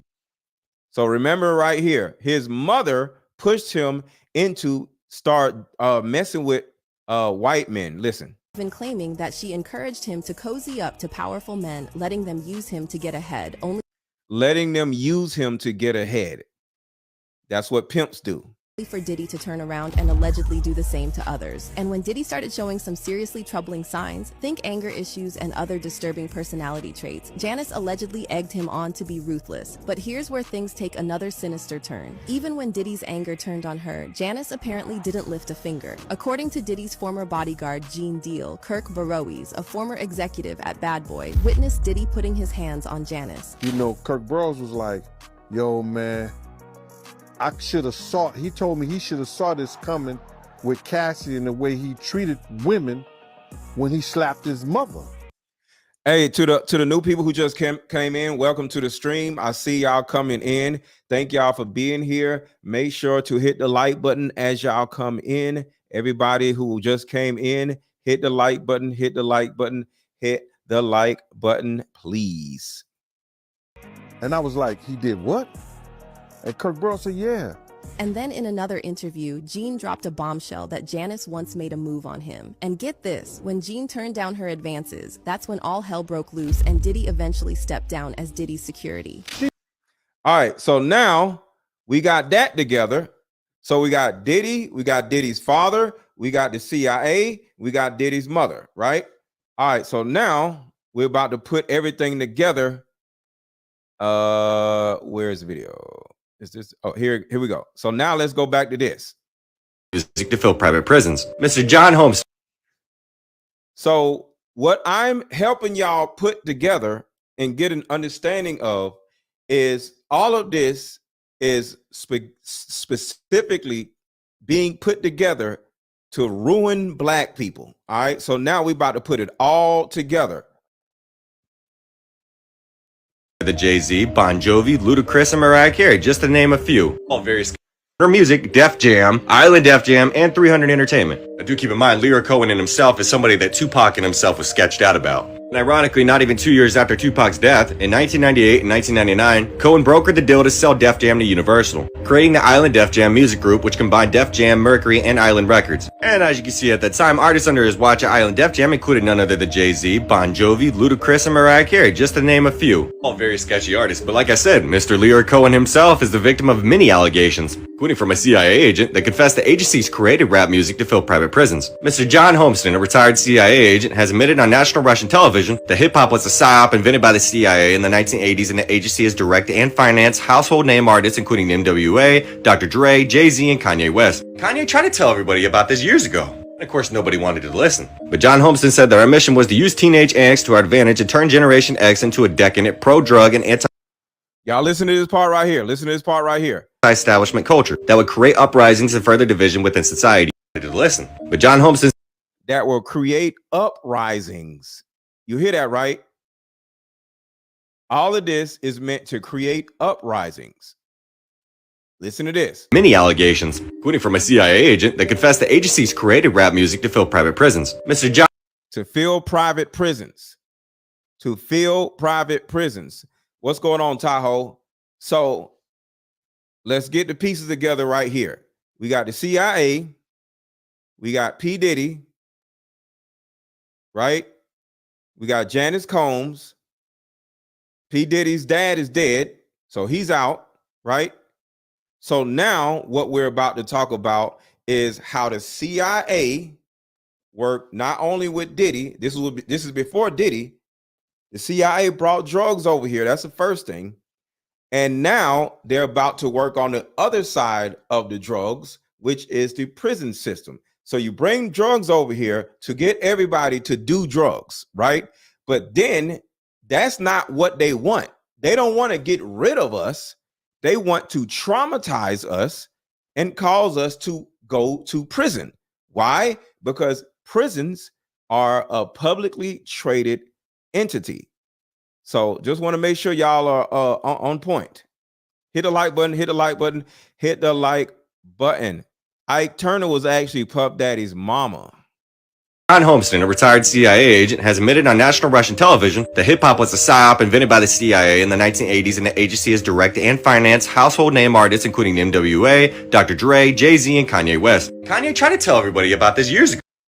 So hip-hop was created by black people. Rap was created by white people.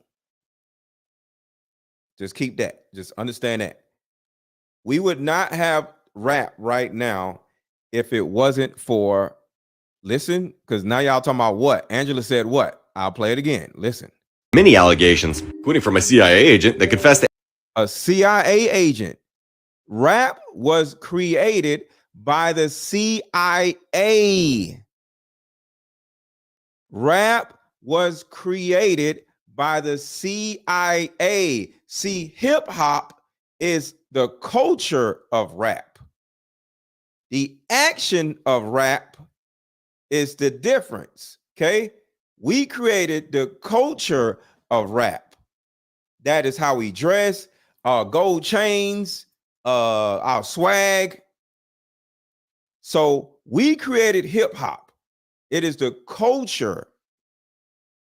But the CIA created rap music. The CIA created rap music because we was already hip hop before rap music.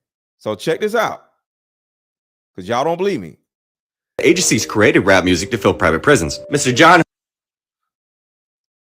I need this to stay in y'all head. The Jay-Z, Bon Jovi, Ludacris, and Mariah Carey, just to name a few. All very sketchy artists, but like I said, Mr. Lear Cohen himself is the victim of many allegations, including from a CIA agent that confessed the agencies created rap music to fill private prisons. Mr. John Homestead, a retired CIA agent, has admitted on national Russian television that hip-hop was a psyop invented by the CIA in the 1980s, and the agency has directed and financed household name artists including NWA, Dr. Dre, Jay-Z, and Kanye West.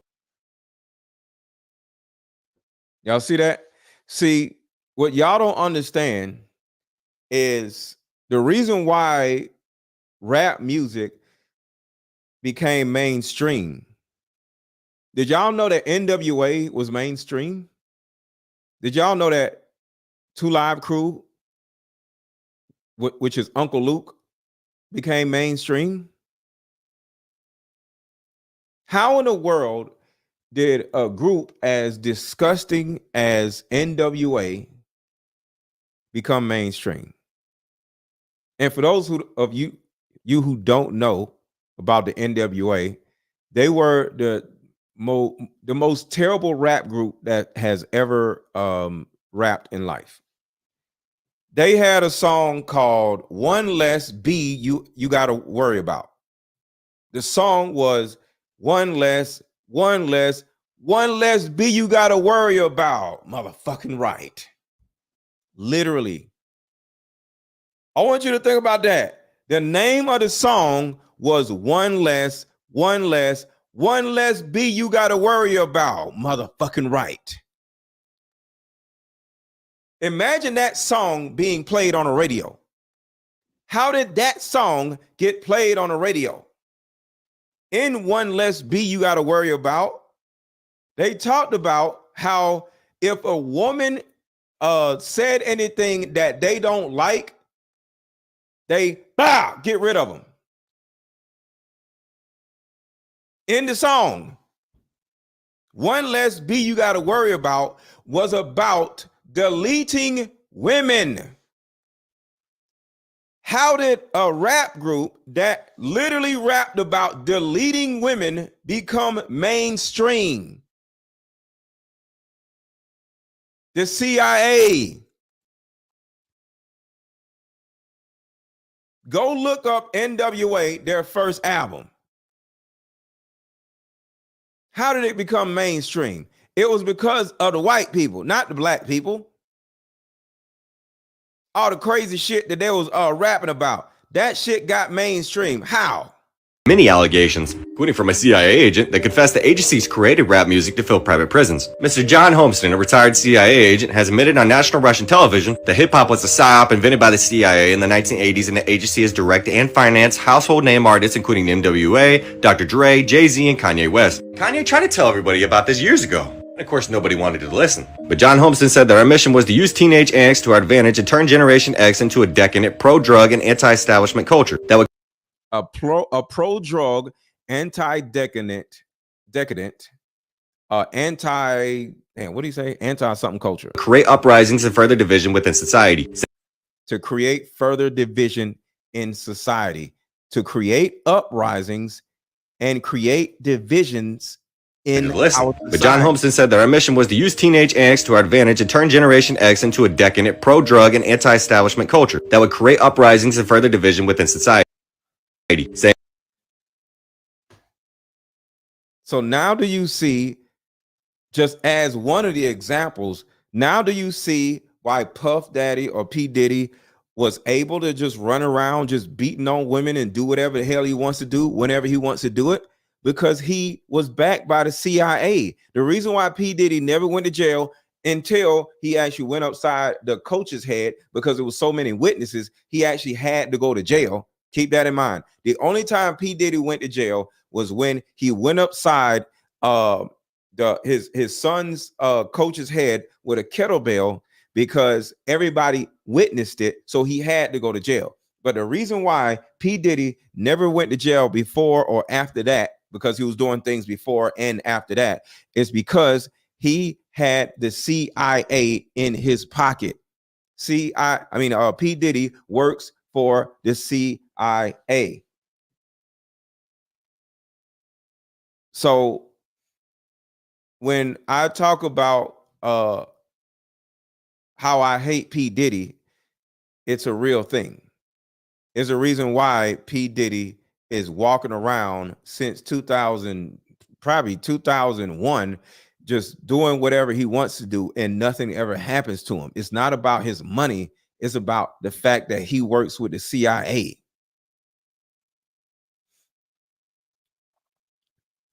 And that the CIA even infiltrated mainstream radio to promote their music and reach millions of people every day. They also did something else. So they infiltrated radio, and they got radio to start playing all this terrible shit, right? And then on top of that, they even own the magazines. Watch how they own the magazines. Also says when it comes to engineering culture, no one touches Leroy Cohen. Homeston admitted Leroy Cohen, also known as the tall Israeli who runs hip-hop, used specific artists like these, I'm sure everybody knows who all of these people are, to gain specific influence in society. See, like it says here, Cohen ended up promoting rappers such as Jay-Z and Kanye West, and more recently brought Migos and Young Thug to prominence. Well, obviously Kanye knew what he was talking about. But see, Kanye himself, alongside John Homeston, stated that the elites have been slowly working on eroding social norms for decades, enforcing famous eroding social norms for decades. See, when you look at all these pieces, because we ain't even got to the private prisons yet, right? When you look at all these pieces, like I said, you got rap music eroding social norms. You got rap music literally causing people to just act out, have unprotected sex, have fatherless babies. So now, because of rap music, or partly because of rap music, so you got cocaine that came to our neighborhoods that started causing everybody to get on crack, right? So next thing you know, the women were left to themselves. Then another thing that happened when everybody ended up getting on crack, the reason why it was so easy for them to start doing crack is because They literally took the factory jobs out of the black communities. Everybody knows, go ask your parents. Nobody had a degree back in the 70s and 80s. Everybody worked at the factories. Detroit was famous for, I think, General Motors. Detroit fell apart when they took the factories away from Detroit.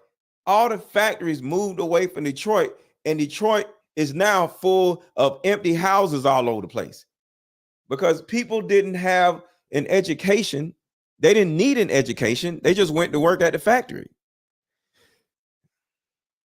So when you actually spend all your life, or your daddy spent all his life working at the factory, and then the factories move out of the city, you like, what am I going to do? You ain't got no education. You don't know nothing else. You just work at the factory, right? And next thing you know, here comes crack. Here comes heroin. Here comes PCP. Here comes cocaine. So now you like, damn, I'm sad, I'm depressed, I'm upset. And then you start smoking crack. You start doing PCP. You start snorting powder because you're sad, you're upset, you're distraught, you're frustrated. You don't know what you're going to do. So next thing you know, drugs became black people's coping mechanism. So now all the husbands and boyfriends or whatever that was in the homes turn around and they leave the homes because they get hooked on drugs, right? Then you got welfare. Welfare comes in and gives black women and white women a choice to say, you can have your crackhead husband or your crackhead baby daddy, your crackhead man that got on crack. You can have him, or you can have welfare. You get a welfare check every month. You get food stamps every month. My mom was on welfare, so I know. And you get Section 8 housing, which is better than all of it. My mother only paid $35 a month. My mother paid $35 a month. Section 8 is a 10% off situation. All you got to do is be a single mother. So next thing you know, the government, which is the CIA, they're funding the crack epidemic. They got black people dispersing the crack. They moved all of the Chrysler and Ford. They moved all of the factories out of the black neighborhood. So the black men, they lost their jobs. They start coping with their sadness by doing the drugs. The young boys started selling the drugs to the older, because I was one of them. I sold drugs to the older people. And they give welfare to the women to keep them single mothers, just in case the man want to come back, just in case she meets another man. No, don't come back here. I'm sitting chilling under government subsidies. I'm getting a check every month. I'm getting food stamps, and I'm getting 10% off my rent. I only got to pay $25 a month in rent. I don't need no man. So you got welfare, crack, and they took factories out of the hood. So you got the children growing up selling the crack to the adults. I was one of them. Then the women are sad because they ain't got no man. The women are lonely because they ain't got no leader of their household. And where do they go, y'all? Where do the single mothers go because they're sad and lonely and they need inspiration? Come on, y'all. The women, they weren't smoking crack. The men smoked the crack. The kids were selling the crack. What were the women doing? Where did the women go? The black church. The black church. So you see how every single aspect of black experiences was trauma. The men lost their jobs, the factories. The women became lonely because the men ended up being on drugs. So they went to the black church, and then now the pastor became their husbands. The kids lost their mom and their dad because now mom is being told you got to go to church Wednesdays, Sundays, and Saturdays. So mom is dragging the son to church all day. The son like, I don't want to go to church. I'm good. Leave me home. Kids become latchkey kids. The women have to work or either be on welfare. Ain't got no daddy. So mom is getting smashed by the pastor at the church. The kid is out here selling crack in order to buy school clothes. Me.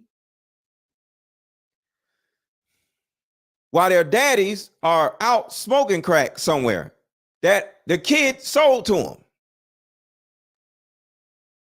But there's one more aspect that we haven't got to yet. That's how deep it is. We ain't even got to the next aspect. Hit the like button, hit the like button, hit the like button. Hold on. And before we do this, I need at least 10 people to buy my Deeper Discussions card game right now. If y'all are appreciating the information that y'all are getting, I need y'all to contribute to the channel, either via Cash App, $AARON 1000. And to the people who send the Cash App, I appreciate you. But the one thing I want y'all to do that would actually help you is spend $28. It's only $28. Spend $28 and buy my Deeper Discussions card game.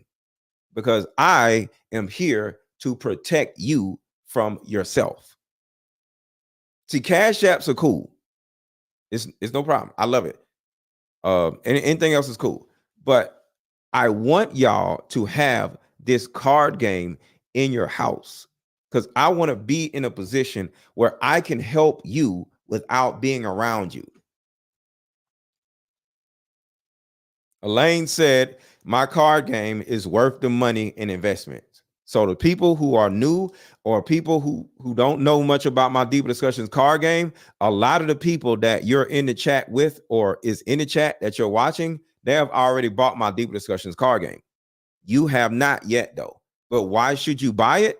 It's because this card game actually works as an emotional condom. And that might sound funny, but it works as an emotional condom. What happens is 81 cards in this card game, right? So what happens is you meet a woman or you meet a guy, right? They are super attractive and you like, oh my God, this could be the one. And you usually just get in a relationship with a person and they turn out to be nuts, right? But what I help you do by utilizing my card game is you like, whoa. Before we get too close, before I get too attached to you, let's do this. Let's play this fun card game and get to know each other in order to see, before we get attached to each other, are we really compatible with each other? Because that's what most of us don't even do. We out here fucking with no condoms with people that we don't even really know. And next thing you know, somebody's pregnant and you looking stupid. You sitting at the edge of the bed with your head down because you pregnant or you don't got a damn woman pregnant that you don't even know. So my card game will help you get to know the person a little bit better before you start having sex with them. I'm here to help. I'm here to reverse all of the trauma that we have had in our communities for the last 4 decades. but it takes you to actually take the step and spend 28 measly dollars to trade it for a card game that can possibly save you from your next catastrophe in the next relationship that you find yourself in, getting hit in the head or beat on or either cheated on or either anything that can happen in a relationship. So what I need 10 people to do, and I'm watching, I need 10 people right now to buy my Deeper Discussions card game. Or if you don't want to do that, you can just simply contribute $10 to the Cash App, my Cash App, which is $AARON 1000. I need everybody to contribute to the channel. And if you don't want to, it's okay. But if you're enjoying the information, I would like for you to show that by 1, hitting the like button, and 2, contributing to the channel. I need 10 people to buy my Deeper Discussions card game. You will not regret it.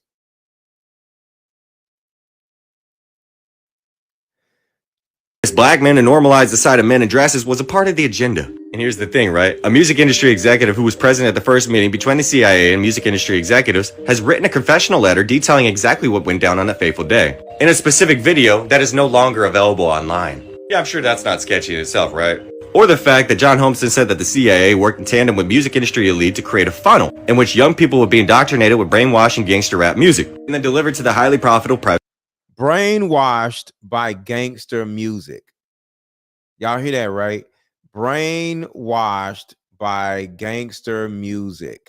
Prison system. In order to create this funnel, the CIA introduced music industry owners to the private prison industry. See, that's where Time Warner comes in, because let's keep in mind, like I stated at the beginning of this video, Leroy Cohen himself was a very high authority figure at Time Warner. And as you can see, some of the biggest names in the music industry are in cahoots with private prison owners. And as you can see, in 2021, Core Civic, formerly known as Corrections Corporation of America, the biggest name in the private prisons industry, contacted 48 states offering to buy their prisons. Contacted 48 states to buy their private prisons. You see how they all putting all this together? So they got the rap music, they got the gangster music going, right? All the young folks are running around shooting each other. All the young girls are giving up ass. All the young girls are getting pregnant, becoming single mothers. All the young girls are leaving their mama houses too early, getting on welfare, right? So the neighborhoods are already getting bad. So now we got to put together the actual rat trap so we can get all these damn people. Because remember, the goal isn't to get rid of the black people. The goal isn't to get the women to be on welfare. That ain't the goal. The goal is to get these women's children in prisons. The number one goal in rap music, welfare, single motherhood is prisons. They want your children in prison. You know why? Do you know why? Because prison literally is in the Constitution as legal slavery. They want as many black people as possible to be slaves legally. In the Constitution, it says there is no slavery unless they're in prison. And why is prison and slavery the same thing? Because a lot of the people that are calling you, that are calling you for your credit card debt, the person calling you is actually a prisoner. Did y'all know that? Did y'all know the person that is calling you to tell you that you are late on your credit card bill is a prisoner, a person that is in prison?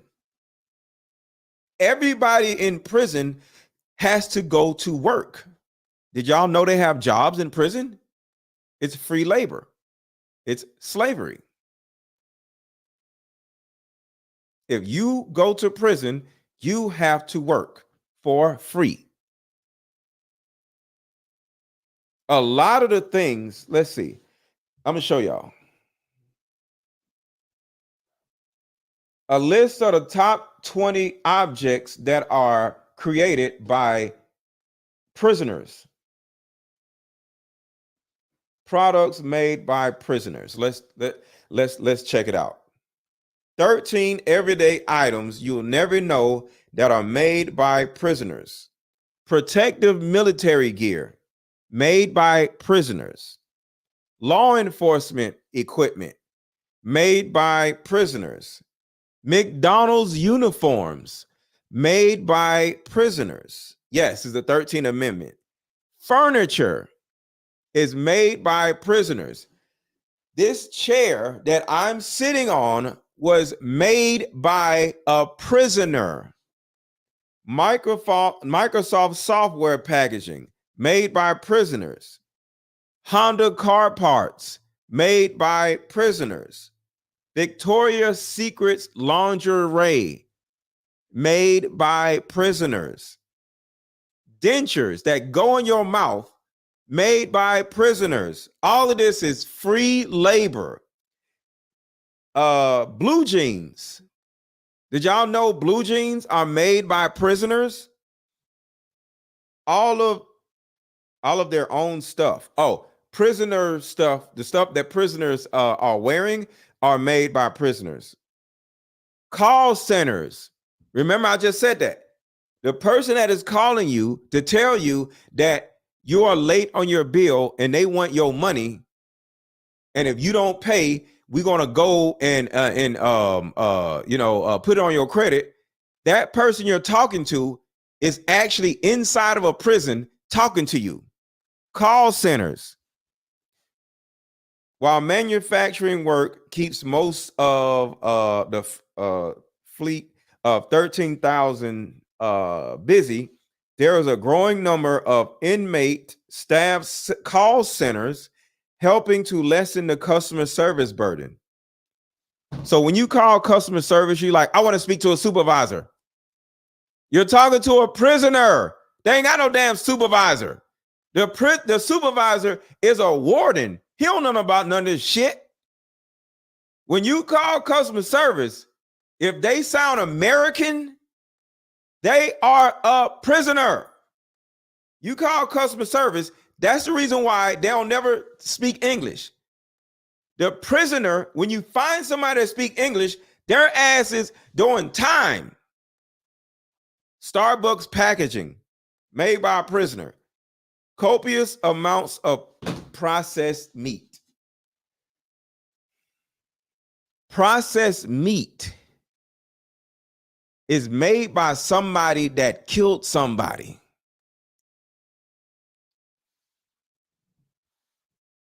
Processed meat. Victoria's Secret lingerie was made by somebody that killed somebody, somebody that kidnapped somebody. This shit is deep, and it's all free labor. Every time you put on some blue jeans, a prisoner stitched them together. I want you to remember that. Bologna, yes. Hot dogs, Oshimai hot dogs, yes. Every time you put on some blue jeans, I need y'all to understand, somebody did that for free. They put together them jeans. They stitched together them jeans for free because they are in the prison system. They are looking to get your child so stupid, so traumatized with no father, where they go crazy and do something that will put them in prison. So white folks can make that young boy or young girl a slave. And now for the next 20 years, your son or your daughter is working in a call center for free in a prison. All because of you going to church thinking you finna go to heaven if you give them all your goddamn money. All because of you not wanting to apply yourself. All because of you becoming a single mother. All because of you leaving your baby mama with the child because you don't like her. Now, what happens after that? Your child goes to prison and becomes a slave. All of this is meant to make black people slaves. Let's keep going.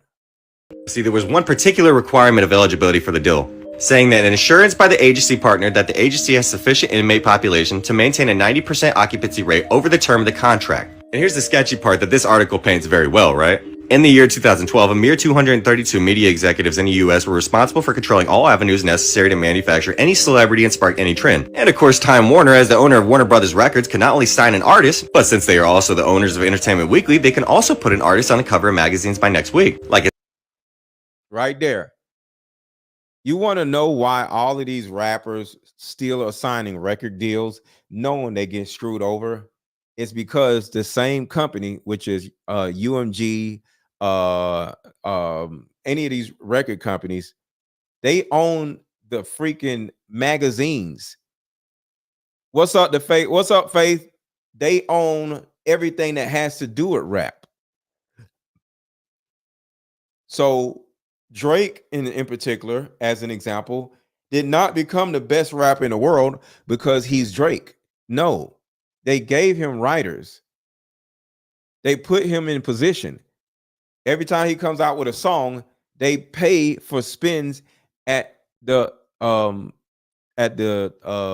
radio station.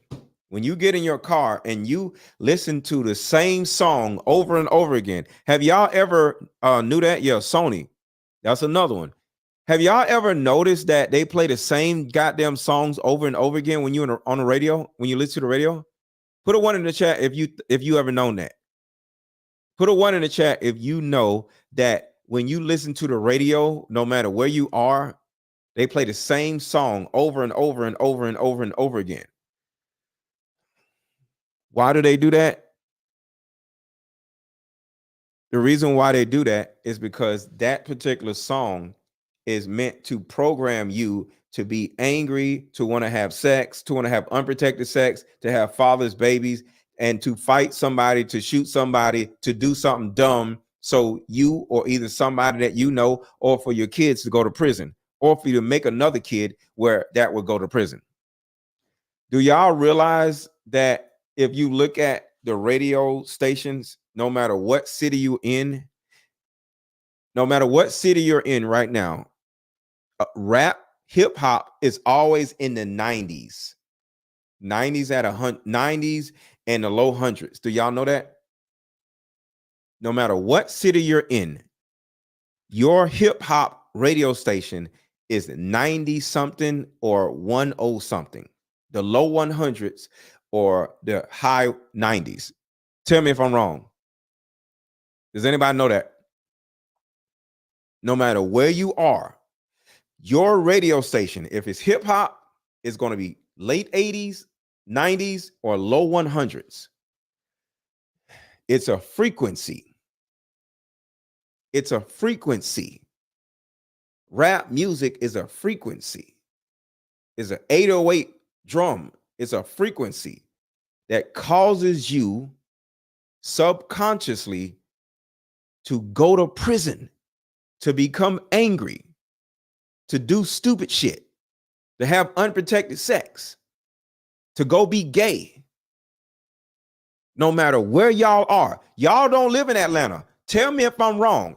I don't give a shit where you are. Your hip hop radio station in your city is in the high 80s or the 90s or the low hundreds. That is a frequency of rap music. They do that on purpose in order to make you stupid. It's a vibrational thing. It's a frequency thing. The frequency of music is well studied and controlled. It's subliminal messagings, facts.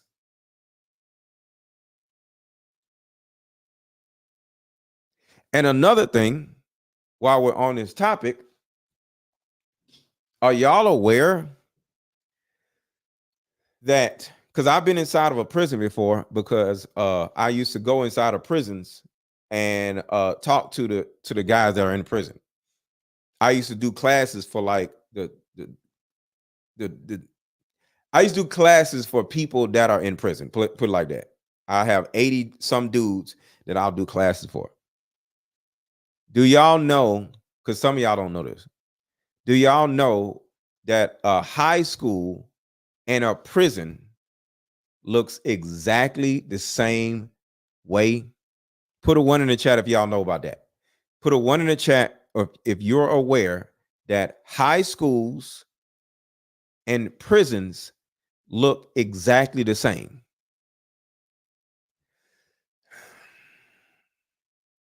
Put a 1 in the chat if you're aware that high schools and prisons look exactly the same. The trays that are in the cafeterias of a prison are the exact same trays that are in the cafeteria of a school. I've been in the prisons. I used to go to lunch with the prisoners. I actually had fun helping the guys in the prison. It was a beautiful life, not a life. It was a beautiful experience. Do y'all know that men that are in prison are more polite and are more loving than men and women outside of prisons? I've never gotten so much love from so many people that didn't even know me ever in my life. You know why? Because they're so happy to see that somebody is spending their time with them versus chasing women or chasing money or doing something else. There's a respect where they're just like, yo, man, I appreciate you. Oh, yeah, the prison buses are school buses. They're just white. So prison buses are white and school buses are yellow. So the buses are the same. The cafeterias are the same. They got lockers and shit. The stairway is the same. All of the shit is the same. I was in the prison and I was like, yo, this shit feels just like when I was in high school. I literally felt like I was 19 years old or 17 years old in high school when I went to the prison, y'all. The only difference was it wasn't no girls. I went to lunch with them and I got my little yellow tray and they giving me the same pizza that I had.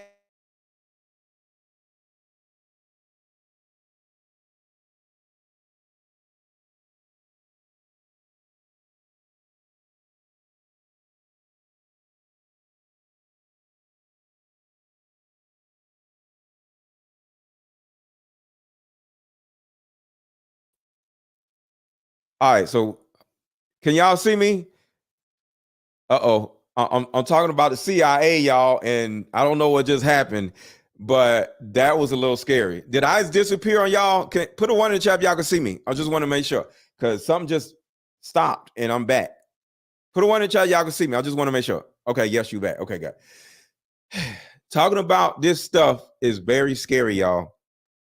Talking about the CIA and all this shit that is really scary. Okay, so I just want to make sure y'all are good. All right, so we back. They scared the hell out of me for a second. Everybody hit the like button. Everybody hit the like button. Everybody hit the like button. The CIA mafia plots. Hold on, let me see. All right, so I don't want to say that. All right, I don't want to say that. Let's just keep going. Because guess what, y'all? It gets worse. It says right here, you think you choose what you listen to, but do you really? Here's the most important part that this article paints very well. BET and MTV are owned by Viacom. When ownership's... Now, BET, Black Entertainment Television, is not owned by black people.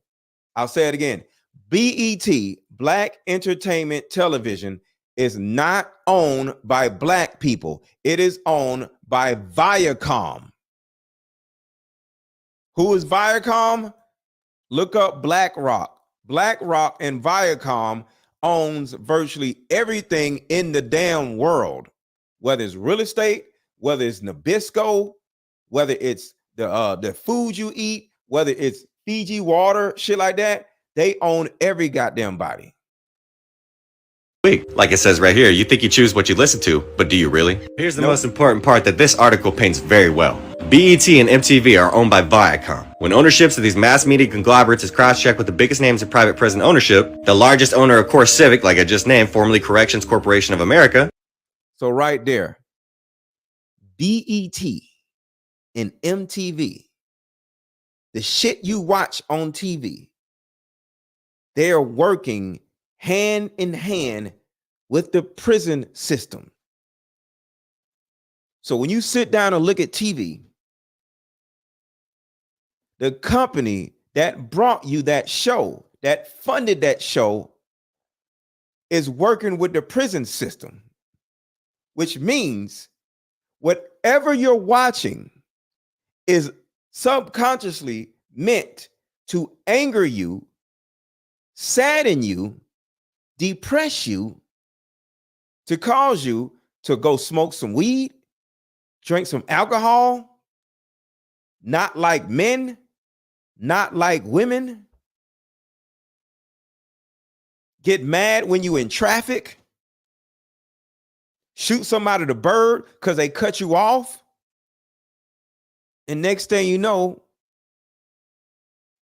you raising a child, and your child is becoming just as angry as you are. But the difference between your child and you, it don't affect you as easily as it does your child. So when your child goes to high school, your child is as angry as you are when you, because y'all both looked at the same TV show. Shout out to Melissa as being a new member. Shout out to Melissa. Thank you for becoming a new member, Melissa. Melissa cute too. Shout out to Melissa. So all of this is controlled by the same damn people. Do y'all know Skittles is poison? Do y'all know, y'all already know about McDonald's, but it's certain, anything by Nabisco is meant to kill you. Did you know that? Anything by Nabisco is meant to get you out of here. Anything by Nabisco. Never eat anything by Nabisco. And I got the video for Nabisco, but I don't want to give y'all too much information at the same time. It's none other than Vanguard Group Incorporated. The corporation that works very closely with BlackRock and Larry Fink. You know, the corporation who basically has the highest shares in every single major corporation that resides out of America? Yeah, that one. Vanguard is the #1 shareholder in both Viacom and Time Warner. Vanguard is also the largest holder in the GEO group, the second largest owner of private prisons in the entire USA. Like it says here, the people who own the media and are responsible for putting gangster rap at the center of youth culture are the very same people who own private prisons. So you tell me why this deal is a problem. You tell me why major artists really don't like Drake. Because I'm pretty sure it's obvious at this point. Drake is what you would call a sellout, and Kendrick truly knows how the industry runs. But you keep allowing yourself to be consumed by those frequencies. Do y'all remember like 3 years ago when Crazy Bone had exposed the industry, and he basically was talking about how all these record labels. Everybody hit the like button, yeah. Everybody hit the like button. We about to get into some real crazy shit right here. Everybody hit the like button. Everybody hit the like button. Everybody hit the like button. And buy my card game. We got 6 people, well, 5 people that bought my card game. Let's get 5 more people to buy my card game. And thank you to the people that bought my card game. We got 5 people that bought my Deep Discussions card game. We need 5 more people to buy my Deep Discussions card game. All processed food are bad, right? When Crazy Bone had exposed the industry, and he basically was talking about how all these record labels, you know what I'm saying, invest in private prisons. So pretty much their main goal is to get us to go to prison. They're paying the artists to influence us to try to live like them. And that's why a lot of artists don't come out saying, oh, I went to school to get where I'm at now. You feel me? All these artists act like they came from the streets. They're only giving big deals to artists that's agreeing to destroy the black community. Yep. Think about all these new artists and what they promoting. At this meeting that Crazy Bone was talking about, guess what? There wasn't no country artists there, and that's why I say the black community. Music business has invested millions of dollars in the private prison system. Somebody sent me an article, like, I think it was like 6 or 7 years ago. Right. But it's actually a letter that was written by somebody that was a decision maker at a major label. You know, he was invited to a very special meeting about the future of hip hop back in 1991. And the title of the letter is The Secret Meeting That Changed Rap Music and Destroyed a Generation. I have struggled for a long time weighing the pros and cons of making my story public, as I was reluctant to implicate the individuals who were present that day. So I've simply decided to leave out the names and all the details that may risk my personal well-being and that of those who were, like me, dragged into something they weren't ready for. We ain't scared. You know what I'm saying? What they gonna do? They after us, don't swear. Look, that black van. So I was invited to attend a closed-door meeting with a small group of business insiders to discuss rap music's new direction. Little did I know we would be asked to participate in one of the most unethical and destructive business practices ever seen. Okay. The meeting was held at a private residence on the outskirts of Los Angeles. I remember about 25 to 30 people were there, most of them familiar faces. Among the attendees was a small group of unfamiliar faces who stayed to themselves and made no attempt to socialize beyond their circle. The people that were there were Lucian Grange, Clive Davis, and most likely Lear Cohen. Based on their behavior and formal appearances, they didn't seem to be from our industry. Our casual chatter was interrupted when we were asked to sign the confidentiality agreement, preventing us from publicly discussing the information presented during the meeting. And consequences were stated that violating the terms would result in job termination immediately. A few people refused to sign and walked out. Nobody stopped them. The subject quickly changed as the speaker went on to tell us that the respective companies we represented had invested in a very profitable industry, which could become even more rewarding with our active involvement. Dang. He explained that the companies we worked for had invested millions into the building of privately owned prisons, and that our positions of influence in the music industry would actually impact the profitability of these investments. Sure enough, someone asked what these prisons were and what any of this had to do with music. We were told that these prisons were built by privately owned companies who received funding from the government based on the number of inmates. Receive funding from the government. You see what the government is doing, y'all? The more inmates, the more the government would pay these prisons. It was also made clear to us that since these prisons are privately owned, as they become publicly traded, we'd be able to buy shares. My industry colleague who had first opened the meeting took the floor again and answered our questions. He told us that since our employees had become silent investors in this prison business, it was now in their interest to make sure that these prisons remain filled. Our job would be to help make this happen by making music which promote criminal behavior, rap being the music of choice. He assured us that this would be a great situation for us because rap music was becoming an increasingly profitable market for our companies, and as employees, we'd also be able to buy stocks in these prisons. My days was interrupted when someone shouted, "Is this a fucking joke?" At this point, things became chaotic. Right. Two of the men who were part of the unfamiliar group grabbed the man who shouted and attempted to remove him from the house. A few of us, myself included, tried to intervene. One of them pulled out a gun and we all backed off. They separated us from the crowd and all four of us was escorted outside. My industry colleague who opened up the meeting earlier hurried out to meet us and reminded us that we had signed an agreement and would suffer the consequences of speaking out. I remember word for word the last thing he said. "It's out of my hands now. Just remember you signed an agreement." He then closed the door behind him. The men rushed us to our car and actually waited until we drove off the property. Damn. Anything that was harmless, fun rap, you know, anything that had a message in it had to go. It's not enough for them to exploit our culture and make all the money off of it. But they're going to go beyond the artist to get the artist to influence and lure in the consumer, which they knew at the time were mainly minorities. Yep. In other words, keep promoting gangster rap so that the youngsters will be influenced by them, which in turn will incite them to want to act like them, and it's a very good chance they'll end up in their prison. Yes. They're getting paid twice. They're getting paid from the artists they signing, and then they're getting paid from the people that these artists influence that goes to prison trying to be like these artists. Yeah. So. And if you look it up, hold on, let me see. I'm gonna see if I can find it.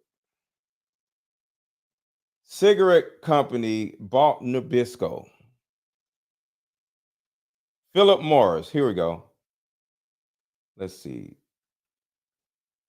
Philip Morris buys Nabisco. YouTube.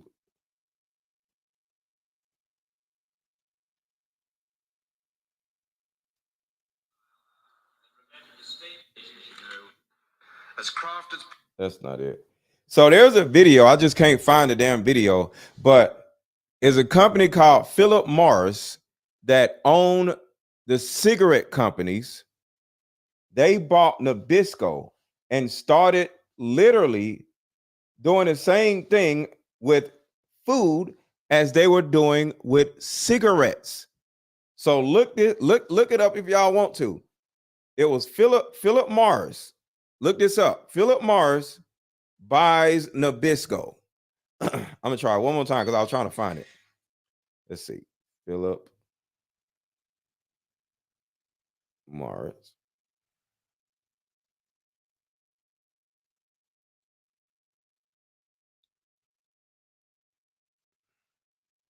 Bought Nabisco.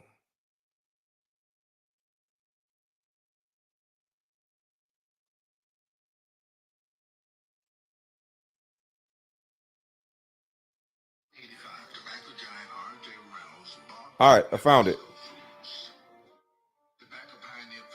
All right, so I'm about to send it to my phone so y'all can see it. So give it a second. So yeah, we're going to talk about that too. All right, so let's keep going. So when we go back and look at this right here, all of these people, their number one jobs are to put young black people in prisons. It's not about hip hop. It's not about rap. It's about putting people in prison. Even Young Miami, her little nasty ass. It's all about putting people in prison. Hold on, I got a video. Okay, let's see. The church don't care about black folks. That's what you said. My problem with black religion is threefold. You take three things from black people that we can't afford to waste money and can't never get back. Number one is money. You take too much resources. Time. Every black church should have three institutions. You should have a school for our kids, a bank to invest in our people, and you should have a community garden to feed our people good food. Every church should have those three. If you are bringing in at least $250,000 a year in tithes and you ain't got a school, a bank, and a garden, you a goddamn fraud. I don't care who you are.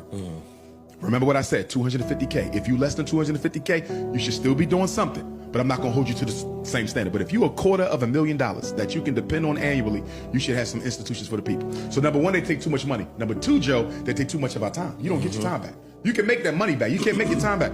Bible study, Sunday service, Sunday morning service, Sunday night service, gospel choir, Thursday. Why are you taking all this time and you're not giving us nothing? And the third thing that they take from us that we can't afford to waste and have misuse is hope. The black church abuses our hope by constantly making you feel Jesus or Muhammad going to come and make everything right when the time is right. And that's why black religion plays right into the hand of the white power structure. You know why? Because it has black people thinking they don't have to do shit but wait and pray in order to change their circumstances. And that's why Napoleon Bonaparte, and I'm no fan of Napoleon Bonaparte, the white man's greatest military strategist, said what? Religion is what keeps the poor man from killing the rich one. Yes, indeed. Ooh, religion See, let me explain. Let me expound on that real quick. Hit the like button, y'all. Hit the like button. He just said religion is the one thing that keeps one group of people from killing the other group of people. Because I don't want to say anything crazy. All right. Let me explain that to help y'all out. Remember earlier, I said I will never attend a church that has a half-naked white man hanging up in front of it. Put a one in the chat, y'all remember me saying that. Put a one in the chat if you remember me saying, I am not attending a church that has a half-naked white man hanging up in front of it. Do y'all remember me saying that? I want to see who's in here and who's not in here. Put a one in the chat, y'all remember me saying that.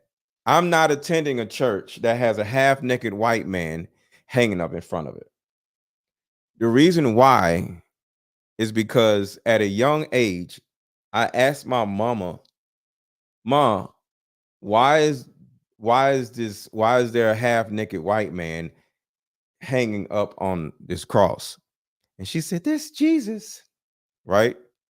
But as we were going to church, I was like, because we were in the church, I was like, but isn't Jesus black? She was like, boy, be quiet. And I was like, I don't understand.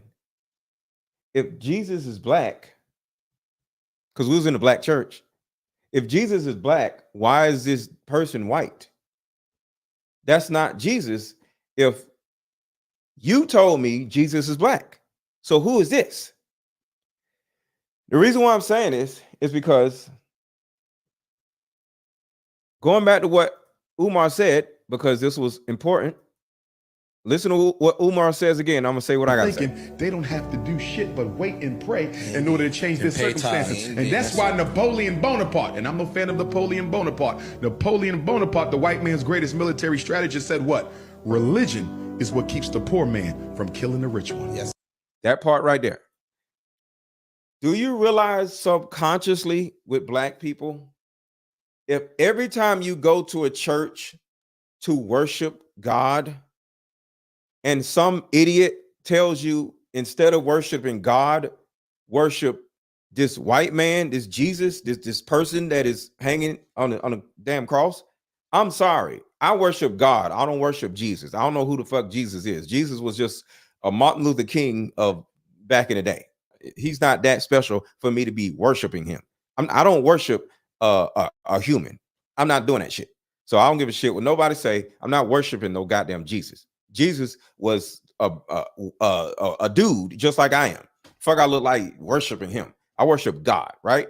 So all these stupid ass people running around worshiping a human that died on a cross, which is dumb as hell, that is white. The more you literally are staring at this fucking half-naked white man and you praising him like an idiot, subconsciously, you see Jesus in the white man. God is God. Jesus is not God. Jesus is a dude. I am God. So you can say Jesus is God. I can also say I am God. So what the fuck are you talking about? If Jesus is God, so am I. So shut the fuck up. So all these idiots are running around worshiping some half-naked white dude. And when you go out in the world and some white man says, hey, nigger, or whatever, you like, oh, instead of who the fuck you talking to? You know why? Because subconsciously, you think this white man is God. You think that white man that is talking to shit to you, calling you a nigger, is God subconsciously.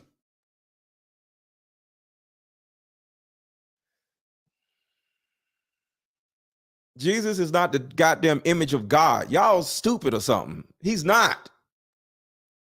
Some damn half-naked white man is not the image of God. What is wrong with y'all? See, this is why y'all so fucked up. This is why y'all broke. This is why y'all don't have shit. That half-naked white man is not God. God is God. He is a half-naked white man. He's not even Jesus, dummy. Jesus was black. Fuck is wrong with y'all? But y'all can have whatever belief y'all want to have. I have mine. But if y'all wonder why y'all lives are trash, it probably starts by the church you go to and the damn half-naked white man that y'all are worshiping.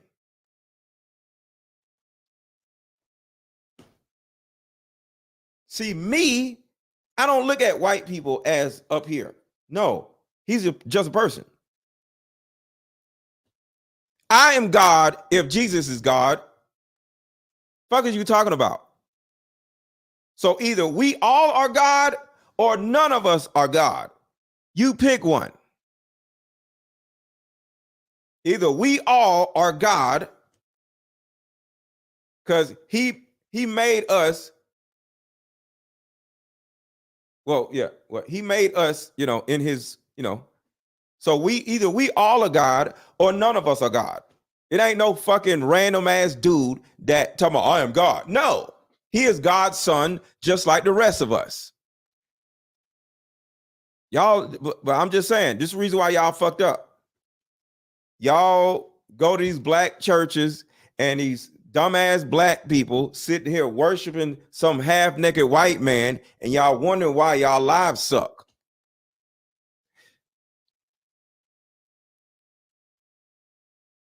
I'm not in the men, so I don't want to go to no church staring at some man with no clothes on. I'm not doing that. Y'all can do what the fuck y'all want to do. I'm not doing that shit. So to keep going. No. Religion ain't nothing but mind control. Nobody has ever opened up a church to liberate people. Churches were created to control minds. You can't show me a religion or a religious organization that believes in free thought and liberation of consciousness. Every religion is a mind control institution. It's not attached to spirituality. That's why I didn't. The black church abuses our hope by constantly making you feel Jesus or Muhammad going to come and make everything right when the time is right. And that's why black religion plays right into the hand of the white power structure. You know why? Because it has black people thinking they don't have to do shit but wait and pray in order to change their circumstances. Napoleon Bonaparte, the white man's greatest military strategist, said what? Religion is what keeps the poor man from killing the rich one. Religion ain't nothing but mind control. Nobody has ever opened up a church to liberate people. Churches were created to control minds. You can't show me a religion or a religious organization that believes in free thought and liberation of consciousness. Every religion is a mind control institution. So remember I talked about Nabisco. Remember? Here we go. Right. Oh shit. Hold on one second. Let me get rid of one of these videos. Remember I talked about Nabisco earlier? Let's keep going. Check this out. Tobacco giant R.J. Reynolds. So listen to this. 1985. 1985, tobacco giant R.J. Reynolds bought Nabisco Foods. Tobacco pioneer Philip Morris. Remember, this is a tobacco company. Cigarettes became a problem because cigarettes used to be really cool in the 70s, right? It was in commercials and shit. And they started getting all kinds of lawsuits because people started dying. So the cigarette companies started buying food companies. So that's what's happening. 1985, tobacco giant R.J. Reynolds bought Nabisco Foods. Tobacco pioneer Philip Morris bought General Foods and 3 years later, Kraft Foods, making them the largest food producer in North America. You eat anything from Kraft, is killing you. And leaving the business of food in the capable hands of the same corporations who helped addict us to tobacco. You want to know why y'all are so addicted to food? Because the ingredients in the food are the same ingredients that hooked you with weed and tobacco. Well, with tobacco. You want to know why all these people who smoke cigarettes can't stop smoking cigarettes? Is the same reason why you can't stop eating damn honey buns and shit. Using the same tactics they use to promote tobacco, food companies set about peddling the entire planet a diet of processed goods, loaded with chemicals and additives, masquerading as food. Yep. This new machine operates with specific targets in mind, like addicting consumers without them knowing it. I'm just here to show y'all what I know. You know what I mean? Y'all can think what y'all want, believe what y'all want, but hey, I'm just simply here to add value and to help free my people. You know what I mean? But it's up to y'all to actually free yourselves, because I can't free y'all. You know what I mean? So going back to hold on, where's the damn video? Houston killers came into a hotel room, right? Yeah. That's a 5-star hotel, Hollywood. So this is one of the many people that were deleted, we'll say. Whitney Houston killers came into a hotel room, right? Yeah. That's a 5-star hotel, Hollywood Hilton, right? Beverly Hills Hilton. Can I ask you a question? Where the footage from the hallway? Where the footage from the hallway? Why we never saw the footage from the hallway? You know why? Because whoever had Whitney Houston murdered had enough power to make that footage disappear. But kill Whitney for what though? That's what I was gonna ask though. What she was fighting for? I'll tell you what I think she was fighting for. What do all entertainers do when they run out of money? So their masters publishing. What's the first thing they start looking at? They publishing, they masters. Yes. Their masters. Yes. And all the royalties that I never got. Yes. Yes. So Whitney Houston broke the Beatles record. Yes. Whitney Houston broke Elvis's record. Whitney Houston is the only black artist ever, not even Michael Jackson, to have 3 certified diamond albums. I Will Always Love You is the highest selling female song in world history. You understand me? Is she broke? Facts. I'm gonna tell y'all the secret. Drake is broke. I'll say it again. Drake is broke. The $400 million that he got was in advance. Say it again. Drake is broke. The reason why he got a $400 million check is because he has a gambling problem and he is broke. So now he has $400 million, but it's not his. Drake had to sell his publishing. I ain't never heard. Whitney was going to order an audit on her publishing, her royalties, her masters. And there's somebody who couldn't afford that to happen. And that's why Whitney not here. And isn't it ironic that Whitney Houston dies the same way that Jimi Hendrix dies? In a tub in a hotel, allegedly from drugs. And we know why Jimi Hendrix was murdered, the greatest guitarist of all time, because Jimi Hendrix wanted to finance the Black Panther Party, but he didn't know that his agent, his manager, was an MI6 British intelligence agent. What? Damn. Damn, they gonna have you mapped out. Jimi Hendrix was murdered, the greatest guitarist of all time, because Jimi Hendrix wanted to finance the Black Panther Party, but he didn't know that his agent, his manager,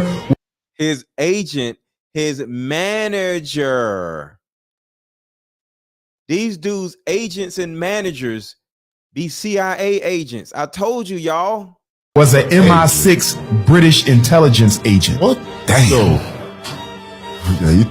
Damn, they gonna have you mapped out. And Prince was murdered because Prince didn't want to sell his unpublished music to Warner Brothers. And Michael Jackson was murdered because he didn't want to sell the Beatles catalog back to Sony Records. What you want to ask for? And R. Kelly went to jail because Sony Records wanted his catalog. R. Kelly is not in jail for pedophilia, although that's wrong and he should be if he's guilty. But that ain't why he there. White folks been knew he was doing what he was doing. R. Kelly didn't go to jail till R. Kelly start questioning control of his masters. Bill Cosby goes to jail because the second largest oil company in the world wanted to drill under his home in Massachusetts and he wouldn't let him. And the reason they brought up the lawsuit with the ugly old white women is to financially bankrupt Bill Cosby, so he got to sell the house and the oil company gets the oil. So and shout out to Slum Cat, Zillion. Thank you for the work that you put in. This is why I subscribe to your channel. Thank you so much. I appreciate you. I appreciate you. Whitney Houston killers came into a hotel room, right? Yeah. That's a 5-star hotel. Hollywood Hilton, right? Beverly Hills Hilton. Can I ask you a question? Oh, I played it. Majority, the black church. So going back to P. Diddy. P. Diddy is losing everything. If P. Diddy does not go to prison, I think he's going to go to prison. We got 8 card games sold. We just need 2 more people to buy a card game. We got 8 card games sold. We just need 2 more people to buy a card game. The link is under this video. The link is hovering around here. The link is pinned in the chat. We need 2 more people to buy my Deeper Discussions card game. We need 2 more people to buy my Deeper Discussions card game. And thank you to the 8 people that already bought. We need 2 more people out because we got 8 people. We need 2 more people to buy my Deeper Discussions card game. So if you have not bought my Deeper Discussions card game, give yourself a gift because it's a beautiful thing to have such an amazing, powerful tool that you can use to vet potential dating prospects and to simply just have fun with your family members or your friends. Buy my Deep Discussions card game. We need 2 more people to buy my Deep Discussions card game. It's only $28. So it ain't like it's $200. It's only $28. Hit the like button, and buy my Deep Discussions card game. A huge majority, the black church fault why we are where we are. Now, with that being said, the black church got us to a certain point in history. The unity, the civil rights movement, the slain, church leaders that actually led to basically what we have now. But it seemed like at one point it just all stopped. Real quick commercial break. We'll be right back. How about we meet up at a coffee shop and play this fun dating card game? We'll have fun and see if we're compatible all at the same time. Ooh, what's the name of the game? It's called Deeper Discussions. I'm down. Okay, meet you at 6. Fellas, buy this card game. Ladies, buy this card game. Buy about 2 or 3 card games. The main reason why people can't stay together isn't because they don't like each other no more. It's actually because their present family issues come up or their past family issues come up. But when you play Deeper Discussions, you'll be able to understand a person's family issues up front. This game can be played with either 2 people or an entire group. So have fun. Question number 1. Name a time when money was the main factor why a relationship went bad. Deeper Discussions Dating Edition. Again, these cards are good for vetting a potential boyfriend, a potential girlfriend, a potential husband, a potential wife. The texture of these cards are so soft and silky, by the way. Like they ain't gonna really get wore out. Durable. A dating card game for introverts who have a hard time asking the much needed compatibility questions. Deeper Discussions, the card game. Hold on, Chris. You don't think that'll work? You don't think that? Hey, You don't think this will work? How about we meet up at a coffee shop and play this fun dating card game? We'll have fun and see if we're compatible all at the same time. You don't think that'll work, Chris? You don't think that'll work? All you got to do is have a card game. See, women don't want to have a coffee date because they don't want to just sit there and talk to you. But if you got this and say, hey, let's go to a coffee shop. I got this fun card game. And then you say it. But the thing about it is, bro, you got to say it like this, though. You got to have the deep voice. See, if it don't work for you, it's because you don't have the deep voice. You got to have this voice right here. Hey, how about we meet up at a coffee shop and play this fun dating card game? We'll have fun and see if we're compatible all at the same time. You got to have that deep voice. You got to be like, hey, you know what I'm saying? Here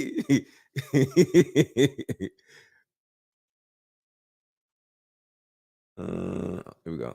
That the government allowed churches to become nonprofits, and then 503Cs allowed it to be a business to put money in the preacher's pocket. He had no more responsibility for uplifting the community. I'm uplifting my pockets and my paycheck. In my opinion, that's what happened. Because now you aren't benefiting from your community doing well. You benefit the most by your 503C nonprofit getting a check, and you being able to put that money in your pocket. You cut the middleman out. You cut us out. Right. And when Frederick said, how much do they cost? They only $28, y'all.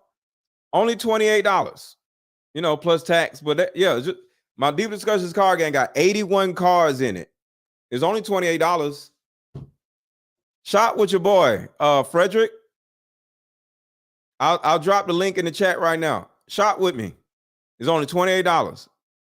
On about your way. Right. You know, my grandfather was a pastor, and I remember, you know, and this is in the South, you know, Commonwealth of Virginia. I know what his life was all about. It wasn't about any money. You know what I mean?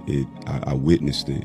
But then fast forward as an adult, to Ashley's point, it's very hard to decipher who's who. Mm-hmm. Because you see the Bentleys, and then there's a lot of prosperity preaching, which again, I'm not upset about that. Absolutely. I feel like we all should be prosperous. Right. But what happens is there's an energy that I feel when I'm sitting in that congregation that it doesn't sit well with me more often than not when I've been in most of these buildings. Sometimes it makes me feel like, you know, how does it affect people's faith, like their actual walk? Like, you know, some people literally believe that if their pastor or minister is prosperous and they're connected to those blessings as well. Yep. So they're giving of themselves, they're tithing to the church because they feel like they are connected to the ultimate outcome of the whole building. And you know, if my pastor's successful, my pastor is blessed, I'm connected to his blessings. Faith that outworks is dead. Weak.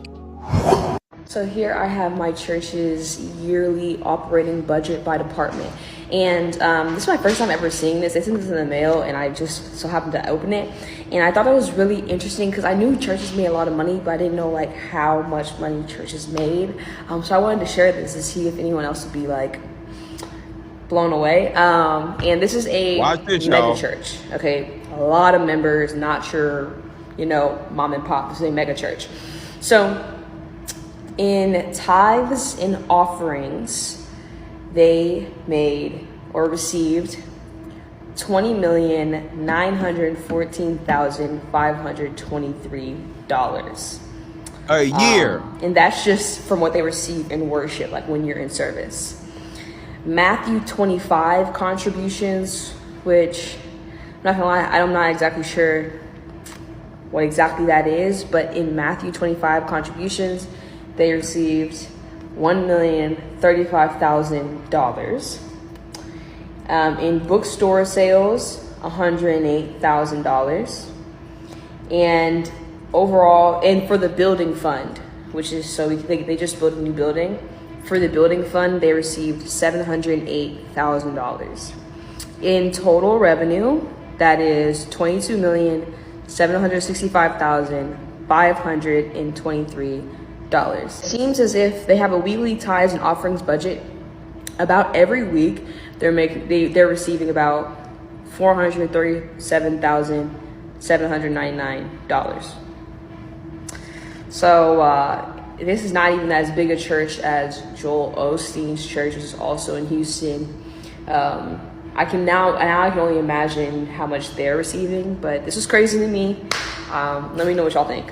As you said, the majority of black churches are theologically bankrupt. And Joel Berry goes on to suggest that because of redlining and segregation and so on and so forth, that the black church has basically been cut off from theological and intellectual sound theology. And to suggest that without the guidance of the white church, that the black church has somehow turned into this other thing that has made their Christianity and their religious beliefs less sound.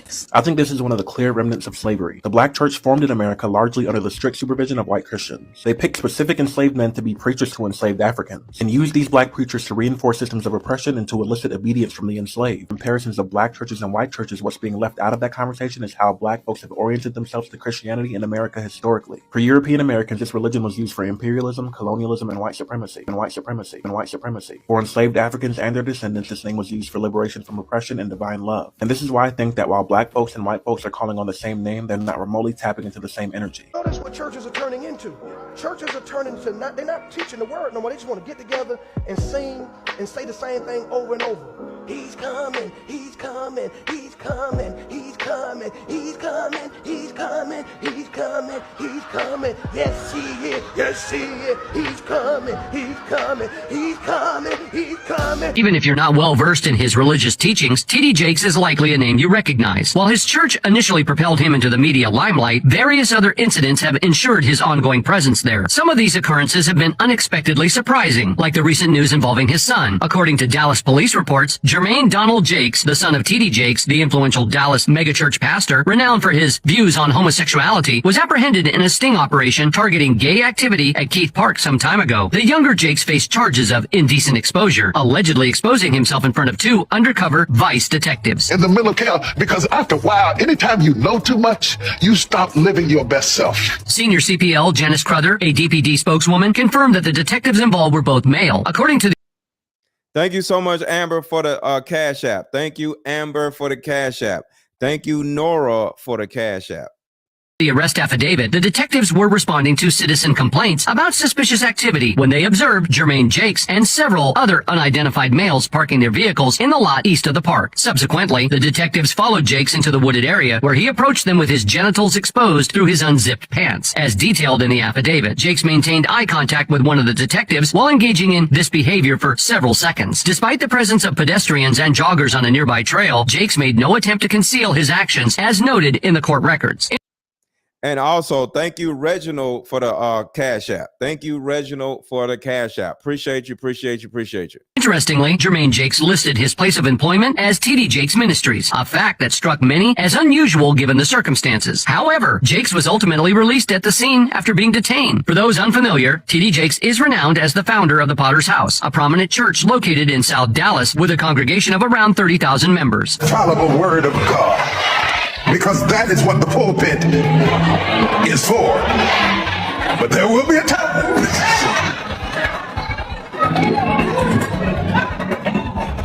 So you can stop dragging people and arguing with people. The irony of this situation is glaring. The preacher has been an outspoken critic of same-gender marriage, even drawing criticism from HIV/AIDS activists for what they perceive as his contribution to the stigma surrounding homosexuality and substance use. Yet here we have his own son caught in a compromising situation involving same-gender relations. T.D. Jakes himself has made his stance clear, stating, following these events, Jermaine Jakes' attorney, Faye Johnson, released a statement acknowledging awareness of the allegations and asserting that an investigation was underway. However, due to an ongoing government investigation, no further comments were provided at the time. The situation doesn't end there. The preacher may soon find himself facing SA allegations in court. One of his former mentees, Manasseh Jordan, revealed in a recent video that individuals who claim to be victims of the alleged misconduct by the preacher are preparing to take legal action against him. This corroborates earlier claims of misconduct against Jakes. Manasseh Jordan, a former mentee of Bishop T.D. Jakes, has stepped forward alleging that the prominent Dallas pastor groomed him. He recently disclosed that additional victims have emerged. Like father, like son. How is it that the son and the dad both like man booty? I just don't understand that. I do not. understand that. And thank you to all the people that have that bought my card game. I appreciate y'all. I appreciate y'all. Your card game will be sent out tomorrow. So thank you so much for all the people who bought my Deep Discussions card game. We actually went over 10. So I appreciate y'all. Thank you so much. Thank you so much. But how can a man and his son both like man booty? That's disgusting. I just don't understand. I just never understand. Why don't you just be with do y'all know that women have butts too? I don't, because that's the thing I just am never going to understand. It's not my business, but ladies, tell these men y'all have butts too. Like, what's with the man butt? Why do they want man butt instead of women butt? Women have butts. Ladies, what are y'all not doing with y'all butts? I don't understand. Like, why do dudes want man butt? I don't get it. And I'm never going to get it, and it's not my business, but I'm just saying. I don't know. I'm just saying. But women have butts, fellas. Whatever you do with a man butt, you do with a girl butt. I'm just saying. And she got a whole bunch of extra stuff with the butt. So I'm never gonna understand. Indicating what? Yeah, that's what I'm saying. Like, y'all have butts too. Ladies, put in the chat, say we have butts too.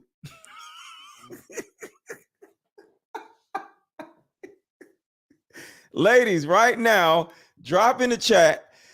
We have butts too.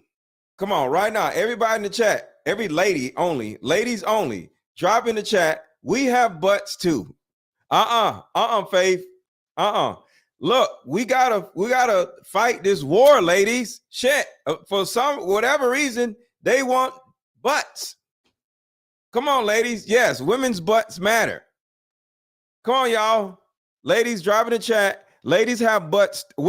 Ladies say we have butts too. Y'all gotta give up your butts, because I guess that's what men want. Come on, y'all. We have butts too. Say it, ladies.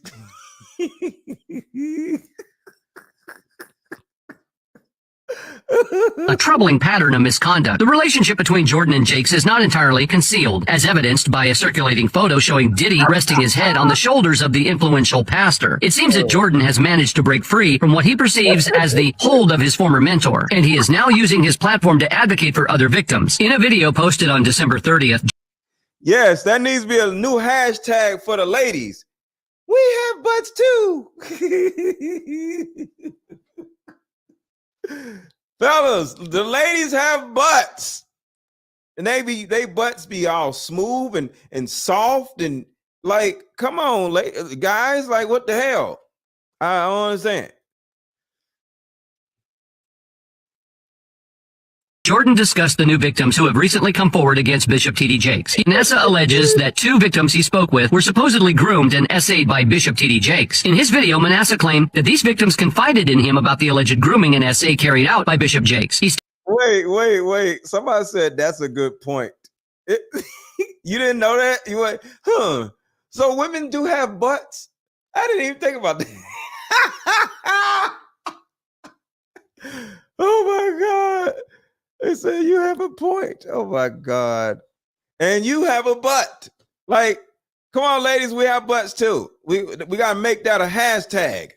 We have butts too. Stated that the victims informed him that Bishop Jakes had allegedly essayed them, not only as victims of grooming, as he had described in previous videos, but also as victims of SA by the same individual who groomed him. According to Manasseh Jordan, they're going to be pressing charges. It's one thing to openly oppose certain groups like the alphabet community, but when your own son becomes entangled in what you condemn, it takes things to another level. And when you're accused of the very behaviors you speak against, that's a whole different story, wouldn't you say? Especially when legal action might be on the horizon. Here's the real reason churches aren't taxed. In the United States, churches are exempt from federal taxation. Because of this, televangelist Kenneth Copeland hasn't had to give the IRS a single penny of his $300 million. So why aren't they taxed like businesses? That decision comes down to the separation of church and state. In 1970, the Supreme Court ruled on the case of Walls versus Tax Commission of the City of New York, stating that exempting churches from taxes creates only a minimal and remote involvement between church and state. This decision was also intended to protect the freedom of exercising religion, and the court stated, the power to tax involves the power to destroy. So, churches and religious organizations are treated like charities and other nonprofits, many of which do community work to help the poor and generally aid in their surrounding population. Then the year 2000 come. So, yo, this is hilarious. Chris said, I've seen it all. Wow, you actually just awoken someone to them having a butt too. Hey, I'm trying to awaken the people, man. Like, shout out to Chris. I'm just trying to awaken my people. That's all I'm saying. Because apparently dudes don't, or they don't know, or they forgot. I don't know. But, well, I said but, right? Look, I just want to say this. I don't know. It may be a possibility that women aren't giving up the butt. And they like, no, don't go back there. And I don't know. And the dudes are like, you know, I don't know. But I'm just trying to help. Because TD Jakes and his son like butt, like man butt. And I'm like, okay, what's going on with woman butt? I don't understand. Because I don't know. I'm just saying. I don't know. I'm just trying to help y'all. I don't get it. I don't understand. But I keep saying the word but. Look, y'all. Hold on. I got one more video play because some of y'all never seen this before, but I'm going to show y'all how deep this is. Some of y'all seen this before already, but to the people who have not seen this, you're going to love this. So I actually, like, every time I walk past his house, and obviously the Playboy Mansion's right there, and we know about the tunnels that connect from. So he's a little low, but he said the Playboy Mansion is around the corner. P. Diddy bought a house where there are tunnels under his house that go to the Playboy Mansion. So this puts Diddy in a position where he's able to traffic without nobody knowing. Let's just put it like that. He's able to traffic without anybody knowing. And this is specifically why Homeland Security ran up in his house with AR-15s because of the tunnels. Let's check it out for those who didn't see it. Psychic medium. So I actually, like, every time I walk past his house, and obviously the Playboy Mansion's right there, and we know about the tunnels that connect from the Playboy Mansion to here. I'm sure they connect. So Diddy purchased a massive house right next to the Playboy Mansion in an exclusive neighborhood. Did those tunnels from the Playboy Mansion, okay, Presley paid. Puff Daddy purchases a massive $40 million Humbly Hills estate near the Playboy Mansion in exclusive LA neighborhood. Is Jack Nicholson's old house.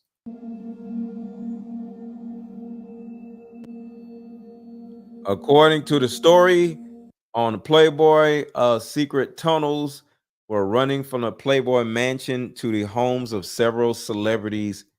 They were constructed. You and Jack Nicholson had your own secret passageway into the Playboy Mansion.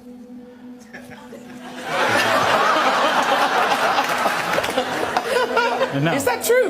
Well, I think the story was printed that there was a tunnel. Playboy.com staff members released some blueprints that they found a few years ago that show underneath the Playboy Mansion is a series of tunnels that were constructed to link Hugh Hefner's world-famous domicile to the homes of Jack Nicholson, James Caan, Kirk Douglas, and Warren Beatty. The blueprints, which show that the construction project was built in the 70s and 80s, were discovered in the Playboy archives by staff writers looking for a juicy story. Now dig this. A photo from the late 70s allegedly showing an excavation in progress beneath the mansion. And this one shows the newly discovered tunnel plans. Check out the bunny logo on the... So right here, you can, I'm the only one with the actual schematic, okay? So everybody hit the like button. Everybody hit the like button. Everybody hit the like button because some people didn't see this. Everybody watching, hit the like button and make sure to contribute to the channel. All right, so here we go. Put a 1 in the chat if y'all can see this. So this is the Playboy Mansion right here. And as you can see, the stairway going down. And then you got this long tunnel going down. And okay, right here is the other side. And this is somebody's house, most likely P. Diddy's house. Or either the other one was P. Diddy's house. One of these houses is P. Diddy's house. The other house is the Playboy Mansion. So if you are able to see how long these tunnels are, this is being or was possibly allegedly used to traffic. So it was a lot of traffic. It was a traffic jam, let's just say, going on under P. Diddy's house, allegedly. So give it a second. I'm going to show you some more. Okay, here we go. So now, yeah, this was P. Diddy's house right here. So what it says Southland Tunnel to Mr. Douglas residence, which is now P. Diddy's residence. And right here, it says northbound tunnel to somebody else's house. So these little circles right here, y'all, is another tunnel going left and right versus, say these are tunnels going east and west, and the long tunnel is north and south, okay? So each one of these arrows are pointing to another tunnel going east and west, all right? So you got southbound tunnel, you got northbound tunnel, and then you got northbound tunnel to James Caan's residence. So this is how the tunnels actually are put together, and this is how traffic is. Well, don't worry about who James Caan is. I'm just letting you know, because they probably don't even own a house still. But this is how Diddy has been getting stuck in traffic jams, I'll say, throughout the last 20 years. And the reason why he's never gotten caught is because, like I said earlier, he has been working with the CIA or working for the CIA for the last 30 years. So he's able to do this shit without nobody messing with him until now. So let's see. Okay, so I got more schematics. So hold on, I got another schematic. Let's see. All right, so I got another schematic right here. Everybody hit the like button. Everybody hit the like button. Staff members members released some blueprints that they found a few years ago that show underneath the Playboy Mansion is a series of tunnels that were constructed. All right, y'all see the little man? The little man should have girls behind them, but you know, they didn't want to. But look at the little man. Playboy.com staff members released some blueprints that they found a few years ago that show underneath the Playboy Mansion is a series of tunnels that were constructed to link Hugh Hefner's world-famous domicile to the homes of Jack Nicholson. This little man, this is P. Diddy. You see P. Diddy right here? This little man is P. Diddy. James Caan, Kirk Douglas, and Warren Beatty. The blueprints, which show that the construction project was built in the 70s and 80s, were discovered in the Playboy archives by staff writers looking for a juicy story. Now dig this. A photo from the late 70s allegedly showing an excavation in progress beneath the mansion. And this one shows the newly discovered tunnel plans. Check out the bunny logo on the plywood wall.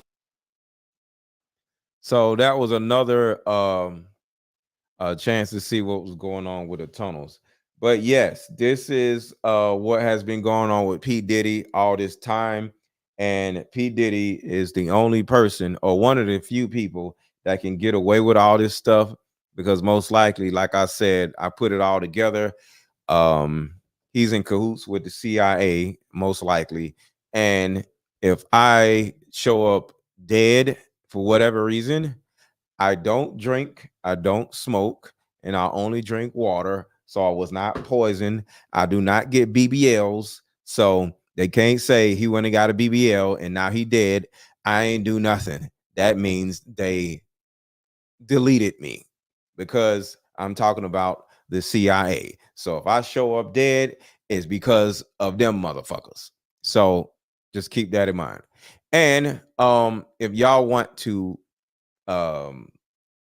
contribute to keeping me alive, yes, poison. Yes, Kim was poisoned. Yes, and they're actually. I'm glad you brought that up. I actually forgot to talk about that. They're actually reopening Kim Porter's case, which I love. They are reopening Kim Porter's case, which I love. So if y'all want to help contribute to me not getting killed by the CIA, make sure to hit my Cash App, which is $AARON 1000, and buy my Deeper Discussions card game. The link is under this video. The link is over this video. If you're watching on Facebook, it's under the title and is also hovering around here. And of course, is pinned in the top of the chat. So if y'all want to help keep me alive, buy my card game. Help keep me alive from getting, murked by the feds or the CIA by contributing to the channel. Buy my card game and sending me a Cash App. It could be $10, it could be $5, whatever you got. It could be $100, whatever you got. You know what I'm saying? Just if you enjoyed the content, just drop a $5 Cash App. Buy me a sandwich tomorrow. Buy me lunch. I don't eat much, so buy me lunch for tomorrow, y'all. $5 for a Cash App. $5 for a Cash App. $10 for a Cash App. Buy me lunch for tomorrow. Cash App is under this video. $AARON 1000. If you enjoy, yeah, I need the money. Yeah, I'm trying to keep myself from not getting whacked by the CIA, y'all. Oh yeah, and hit the like button. Y'all want to save me from the CIA? Y'all got to contribute to my anti dying fund. I'm trying to stay alive, y'all. I might have to pack up and get up out of here and get a plane ticket, but I ain't gonna have no money because y'all ain't sent me no Cash App. $5 a day would go a long way. Help keep Mr. To Let Go alive by sending him a $10 Cash App, $AARON 1000, or buy his Deeper Discussions card game. I ain't calling no Diddy, JoJo, no. But I'm out of here. Y'all have a good rest of y'all night. I hope y'all enjoyed the show. Put a 1 in the chat if y'all enjoyed the show. Put a 1 in the chat if this show was informative. Put a 1 in the chat if you learned something. I just want to see real quick. Put a 1 in the chat if you enjoyed the show. It was insightful, it was fun, and you learned something. Put a 1 in the chat. I just want to see. If I sucked, say you sucked. I just want to see. Thank y'all. Thanks to you. Thank you. I appreciate y'all. Give yourselves a hand. I appreciate y'all. I really appreciate y'all. Shout out to y'all. And I'm glad I was able to add some type of information to your lives. But stay out of prison, because if you go to prison, they're gonna have y'all asses making jeans and lingerie. So was a banger. Appreciate you, Chris. I appreciate that. Enjoy your channel. Thank you, Brandy. I appreciate that. So I am out. Y'all have a good rest of y'all night. But before you leave, hit. No, I was talking about women's butts. I want to talk about mine. Hit the like button. And of course, buy my Deeper Discussions card game to keep me from getting whacked. How about we meet up at a coffee shop and play this fun dating card game? We'll have fun and see if we're compatible all at the same time. Ooh, what's the name of the game? It's called Deeper Discussions. I'm down.